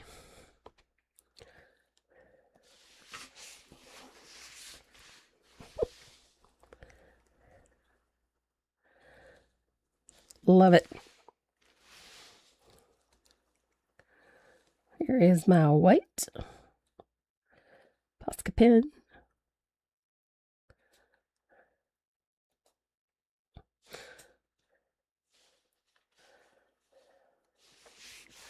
So much fun.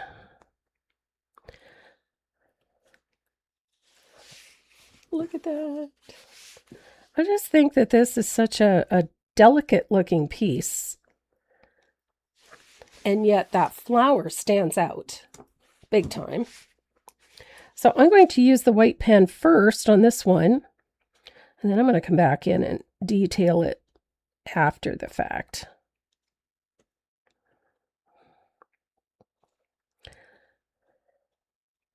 Because I can. There we are. Now on those leaves, have I tried them? Okay. Well, are you leading this down?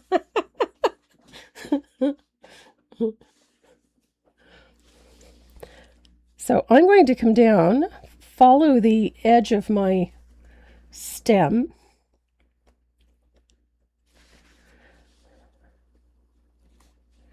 I'm going to switch to a different size. This one does not want to play nicely. Here we go.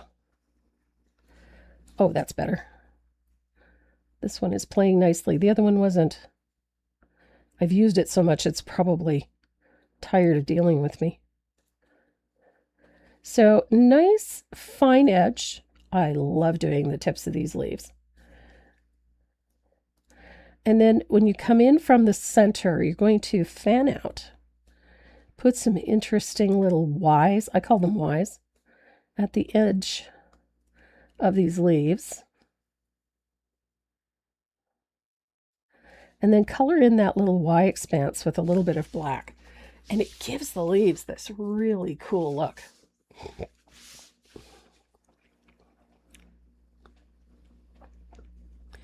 I think my meds have finally kicked in. I don't sound like Gravel Gertie anymore.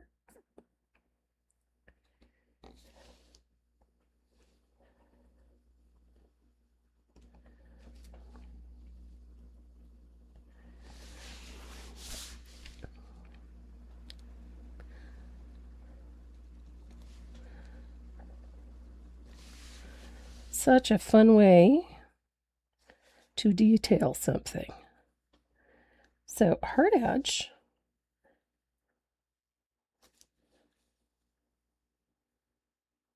Easy peasy.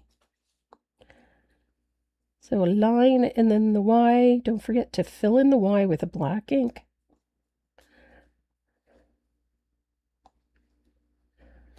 This just helps create a little texture at the edge of the leaves.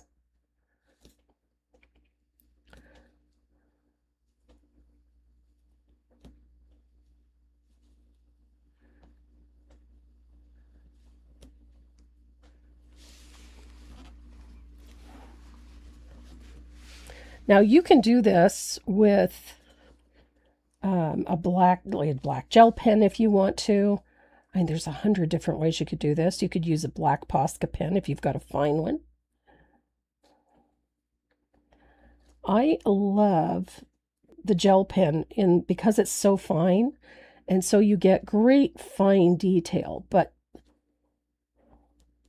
that's not always the best choice necessarily. So I think a lot of the time it just depends on you and what you want to see. I am a huge fan. I like lots of texture. I like lots of movement. I like the interesting details that you can put in.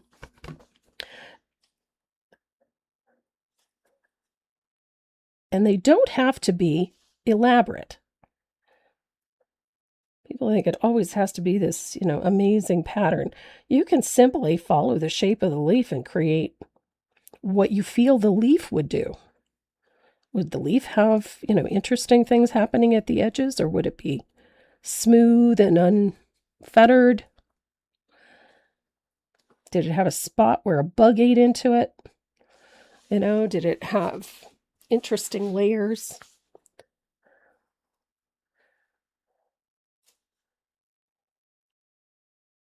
And if it's got a fold, well, how do the textures in the leaf fold with that leaf? You kind of have to think about how it's going to be affected by that fold.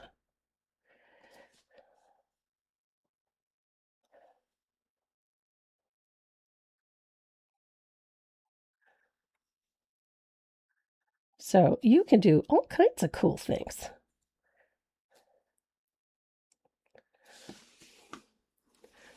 And just layer in all the things that you want. Tiny, big. See, here's a leaf. Let's go this way. I went the wrong way.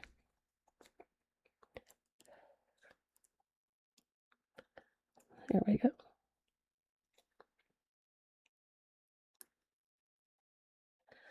Put in a little bit of texture.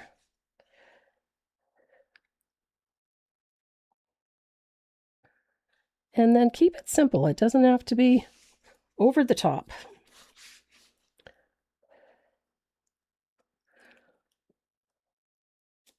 Sometimes you can add other patterns in there if you want to. You can tuck some circles into some of those little areas.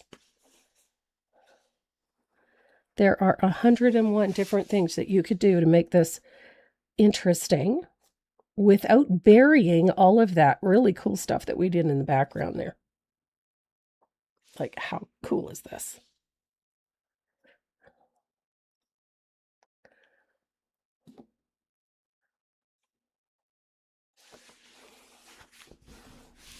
Like, I've got a double line here. It was a boo-boo, but it doesn't have to look like one. We can add an extra line. And then you can add little dip dots to deepen a shadow. in those little areas down the center vein, you can add small little dots.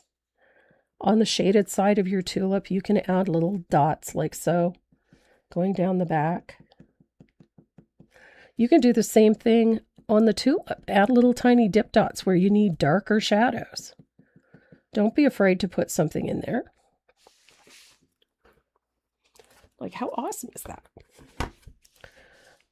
Now, myself, I like a heavier outline. But again, you can do that with a gel pen. It doesn't have to be done with the Posca pen or with the fine liner. At this point, you could do all sorts of fun things. You can use a squiggly, irregular line around the outside of the tulip. Whatever you want. Enhance that dark line if you want to. Give it more shading at the top of the stem.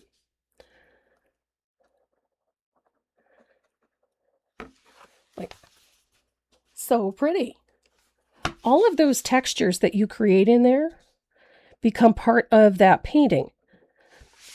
I think a lot of us get lost in little mistakes that we make. And because we made it, we focus on entirely too much on it, start to obsess on it. We love the piece. Someone walks up and says, "That's beautiful." And you go, "Oh, but I made a mistake right there." And honestly, the chances of them actually having noticed that little mistake are slim to none. You only noticed, the only reason that you know is because you painted it. 90% of the time, anyone looking at it would never in God's green earth know that that was a mistake. So don't treat it like a mistake. Treat it like part of the finished piece. If I messed up a line, like in here, I have a little boo-boo. So I'm just going to use it as an opportunity to add a little more texture to my leaves. I'm going to make the line a little bit heavier at the outside edge to cover where I went over the line a little bit. Same at the bottom here. This was kind of messy down here. I wasn't thrilled with it. So I'm just going to feather it out. Make it look like it faded out through the bottom. I got a couple of lines that aren't quite dark enough. So I'm going to darken them a little. And if I make a halo mistake and I end up with a double line, so what? So just add a double line in a few other places. It only looks like a mistake if you let it look like a mistake.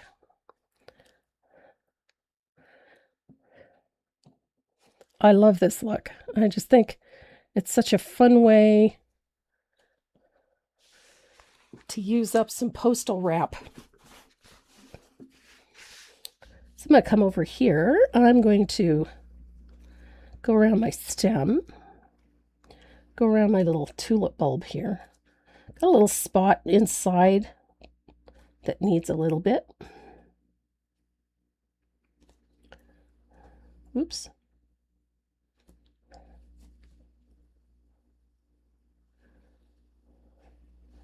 Oops, oops, oops. You could say oops till the cows come home. And it's okay. There we are. And now I'm going to come down to the stem. I'm going to join the stem. And then I'm going to join it to the rest of the painting, like so. Tuck it in behind that leaf, add a few little dots for an extra shadow.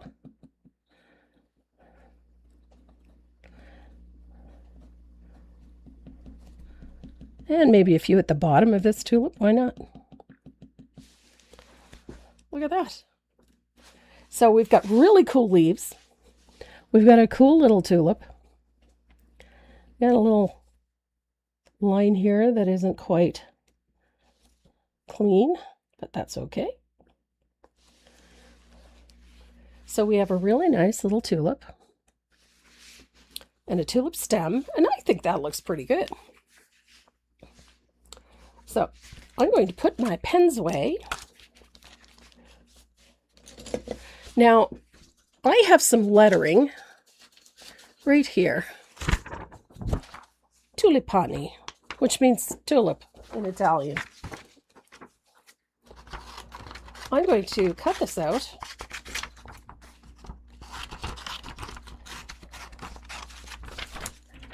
Now, if you wanted to, if you don't feel like painting lettering, or if you find it too intimidating, you could always cut this out, do something fun with the edges of it, leave it nice and bright, and put it there. Or you could arrange it so that it goes over top of the line drawing, like so. Or you could have it right across the bottom. Or you could do it up the side.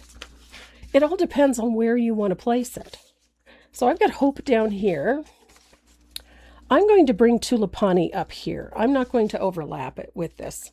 I did in the original, mainly because I was on a square, but this time around, what is this? Linda Morgan. Good Suppliers, Cupboard Distributing. Patty, you're in Canada. Yes. Most of the supplies that I use, you can get through Stockade. You can get through Country Bear Wood.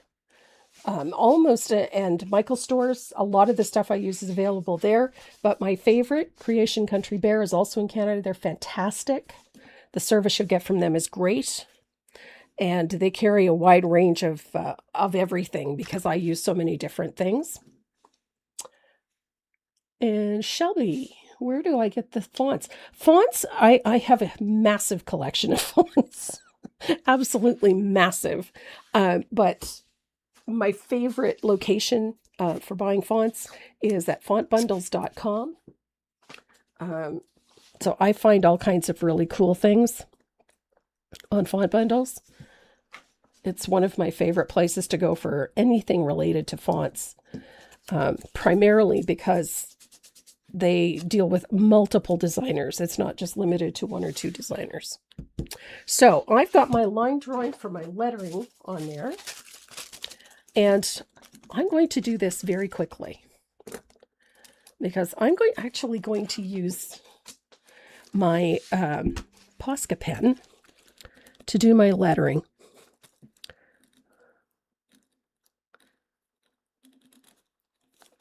So I'm not going to really do some heavy-duty lettering here. I like using my Poscas because they are fully opaque. I also like my riggers for this, but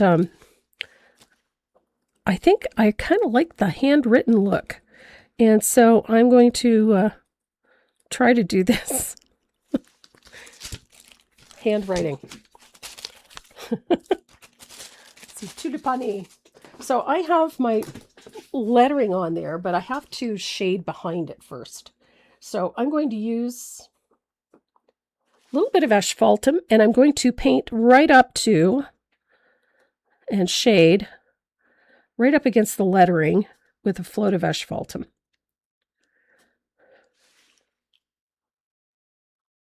And I don't want it full strength, so I'm brushing it out a little bit. This part is not fussy, to be honest. I just want to make sure that I get a shadow on the right side, on the background. And that just helps lift the lettering right off that surface.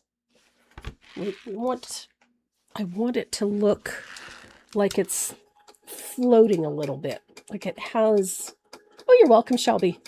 It has a little bit of height. There we go. Now I'm going to use a bigger point for this. I'm going to use, this is a 7.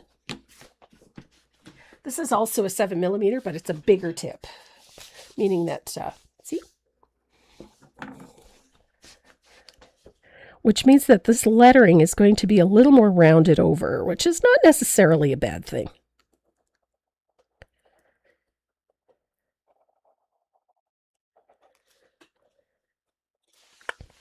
Ta-da!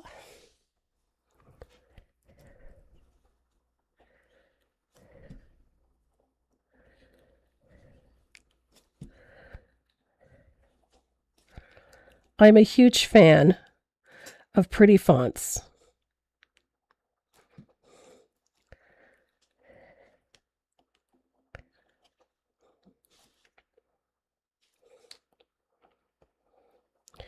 I'm also a huge fan of these Posca pens. I love them.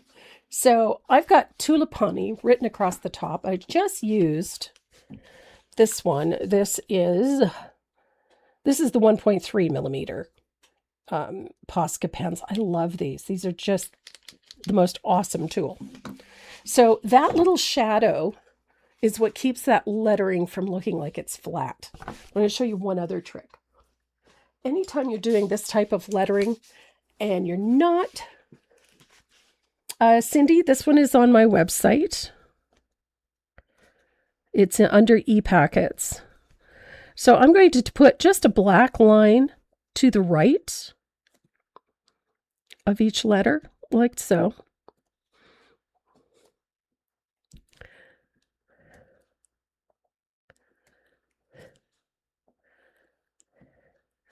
Doesn't have to be a heavy line, but just a little line.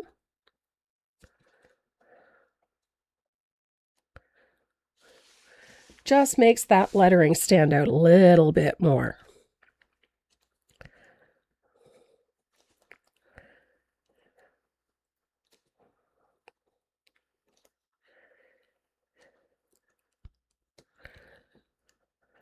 And I prefer fine line to a heavy one. If you use a fine line to do this, you're going to end up with a cleaner look than if you use something heavy. So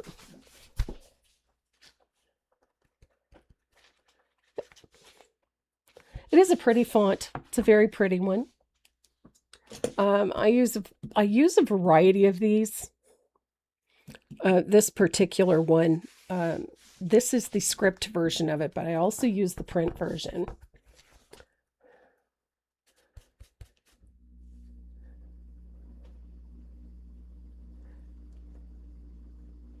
Now, if you're looking for this pattern, it is called Vintage Beauty, and you can search it on the website. It is there. And then, of course, we have the Poppies version as well. But we're still not quite finished with this. We still have something to do. Now, one of my favorite things, I love adding details using stencils. I also don't want to bury a whole lot of stuff. So I kind of think about how I'm going to use it, but this one came to mind. This is one of my Sashiko stencils. I'm a big fan. I just, I don't want these to look like straight rows, nor do I want them to be super busy. So I'm debating, do I use this one or do I use this one? This one tends to be a favorite of mine. But you could also go with polka dots. I kind of like this one because it's tiny. So let's try it with this one and see how we make out. So I've got a stencil brush. I'm going to use, what am I going to use? I'm going to use a little bit of gold. I love metallics. So let's use a little bit of gold. You're a vintage beauty? So am I. I'm really feeling vintage this week. So I'm going to use a little bit of gold on my stencil brush. I'm using, which one is it? 24 karat. And I don't want this to be solid, and I don't want it to cover a whole bunch of things. So I'm just going to put a few. Ooh, I like that. Little bit of pattern, but yet you can still see the image right through it. I love that little bit of gold. So let's dry that.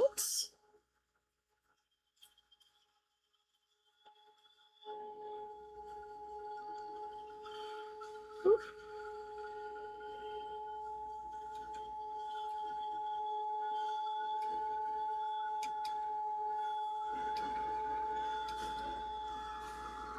And whenever you're doing something like this, balance is important. So whatever you do on this side, you should drag it up to this side as well. And again, I'm not looking for a big amount of pattern. I just want a little bit. And I'm going to bring a little of it down, like so. Oh, that is so pretty. So there's that little flash of gold. Look at that. Nicely balanced with a little in the upper right and in the lower left. It makes for such a pretty end result. Something else that I really like doing with mixed media is using wax and seals. They create an interesting element as well that you don't necessarily see in other things. I had a sample here somewhere and I forgot what I did with it. But they also bring another element in, which is another element. Patty, yes, the tutorials can be watched at any time. All you have to do is go to the live section on my YouTube channel, or you can come back to the Tracy Morrow live page. But yes, the videos you can watch at any time. So look how pretty, that little flash gold. So what if we take that same piece? You can start.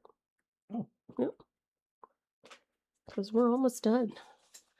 You can take that piece and add a little asphaltum. But one of the things I love to add to metallics. Oh, yes. Lucy, that is a really cool technique. I've done that before.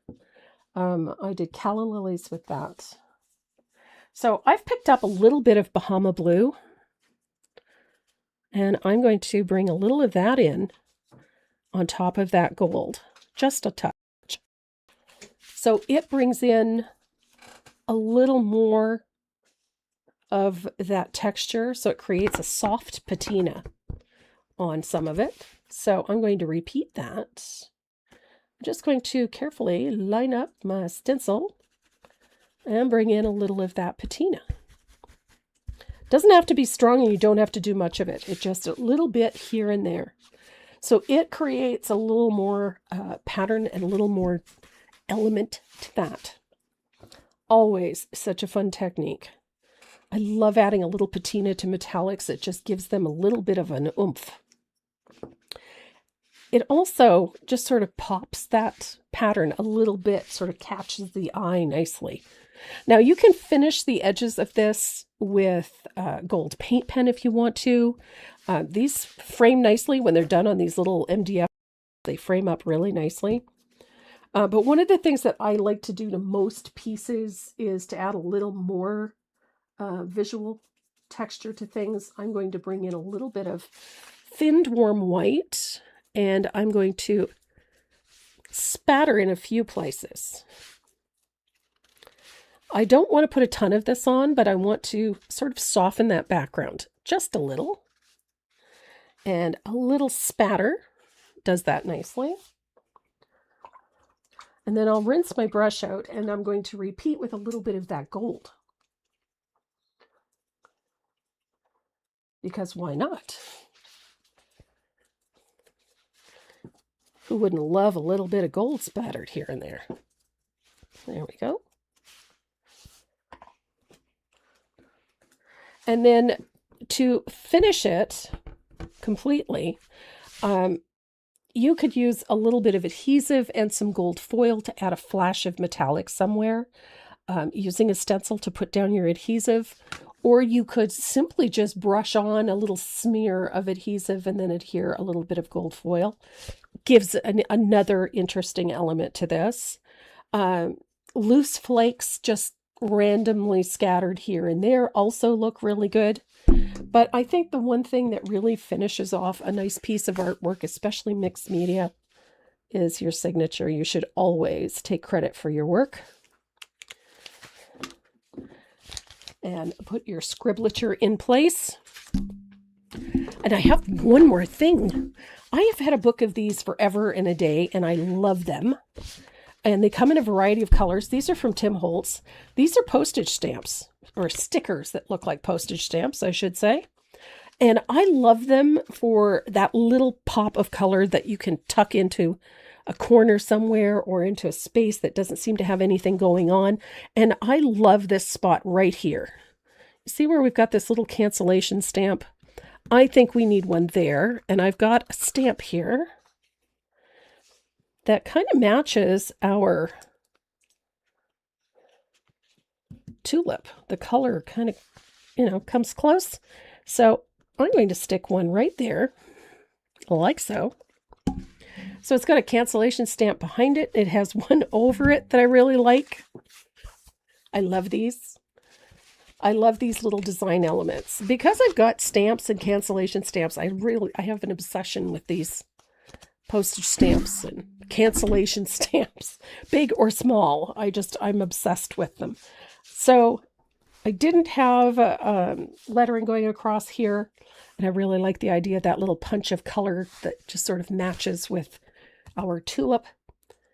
And we've added some fun techniques in there. I love that background, little flashes of gold, little flashes of that patina, the postage stamps, the stamps in the background. This would look pretty in a frame. And there you go. That is a vintage beauty done with mixed media. Oodles of stuff that you can do with mixed media. So much fun. And it looks like Renee's got that wheel almost loaded.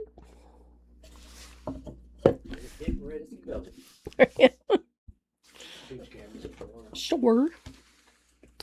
There's our face cam. I hope you guys enjoyed this. I love playing in anything like this. Mixed media. You can put almost anything in those on that type of a background. It's super simple. I mean, I love the dragonfly. I love the tulips, the daffodils, the poppies. There's just so many fun things that you can do using just what you have laying around the house. So you can download decoupage papers off of my website. You can download them from a variety of places. But I always have so much fun creating my own papers and playing with things. So stockpile all of that tissue paper that you get at Christmas time. That stuff is so much fun. You can do the coolest mixed media backgrounds with tissue papers, with postage paper. They're just a blast to play with. And you can pile on the stamps, pile on the stencils, use whatever you want. Have your children put handprints all over it and use that. Have the dog walk across it. I mean, there's so many fun ways that you can incorporate stamped and printed paper to create a really cool background and then put something really extraordinary on top of it. I love the poppy. I love this background. It really turned out quite nicely. And it is uniquely different from the one that we did with the membership group. Although it's the same design, we just played it up a little bit with a variety of other techniques. So you can have such a great time with it. So if you're into journaling, if you like working in your journals, or even Bible journaling or recipe journaling, this is such a fun way to add some really interesting design elements to it. So Renee has got everybody's names on the wheel. Brace yourselves. As I said before, all you have to do to get on the wheel is just join us in the chat. Say hello, good morning. Tell us where you're watching from. Share a thought or ask a question. Any of those things will do. We'll get your name on the wheel. And, what's that? Morning? Well, for some of them, it's still morning. No, it's not morning. It's a well afternoon now. And then all of those names go on the wheel. We spin it. And 2 winners walk away with some really nice goodies from Decowork Dynasty and, of course, from Renee and myself. So we have some fun things. I will remind you that if you do not send us your shipping information, we can't ship it to you. So send us your shipping information. All you have to do is go to the contact button on my website. Click on that. Let us know where you live, where we can ship your goodies to. And if they are not claimed within 2 weeks, they go back in the bin. So I have a question. Ryan is wondering if you have a video on your poppies. Yes, there is one on the website. Yep. It's only 11:15 here in North Idaho. It's not. See, it's still morning. Yeah. And today's giveaways, we have fabulous brushes from Dynasty Brush, all specialty brushes, some really nifty things in there. It's a 5-brush set, so it's a nice little giveaway. Plus we have stickers, and we have, of course, a little gift from Renee and myself, plus a Create bag and some goodies from DecoArt as well. So, Is there a puppy dog over there? nope, She left. I guess so. Oh, no, there she is. She's sacked out on the floor. You okay there, puppy? Taz is sacked out up there. Okay. Alright, spinning. Okie doke. Who's first? First winner is...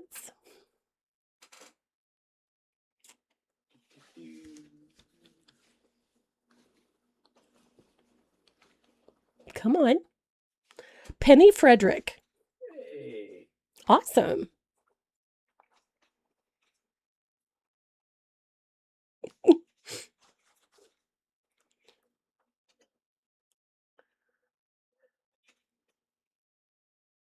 I hate those. How can you hate a sticky note? They're only helpful. When they do that. Oh, the accordioned ones. Yeah, I get it. Now I get it. How can you hate sticking it? That one.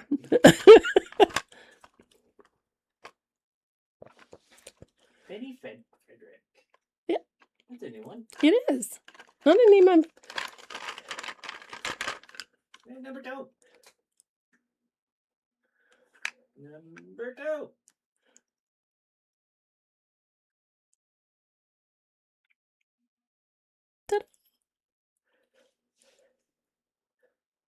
Lisa Charland Hansen.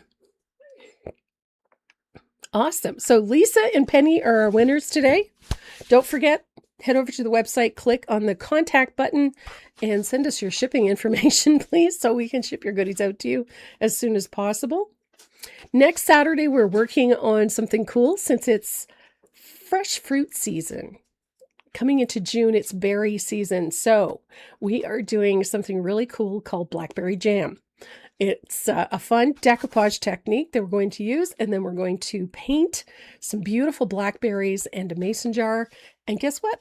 It has my recipe for blackberry jam on it. So that's what we're going to be doing next Saturday. So make sure you come and join us. It's going to be a lot of fun. Going to do some more fun techniques, and we'll see you then. Yeah, so you can actually see the name. So if you are in line with any of those storms crossing the United States, please stay safe. Make sure you batten down the hatches so that we can have you with us again next Saturday. So for both Renee and myself, mwah, we love you. Please stay safe. Yay! And pet your dog. And pet your dog. That one's unconscious. Yes. We'll pet her when she wakes up. It doesn't take much. No.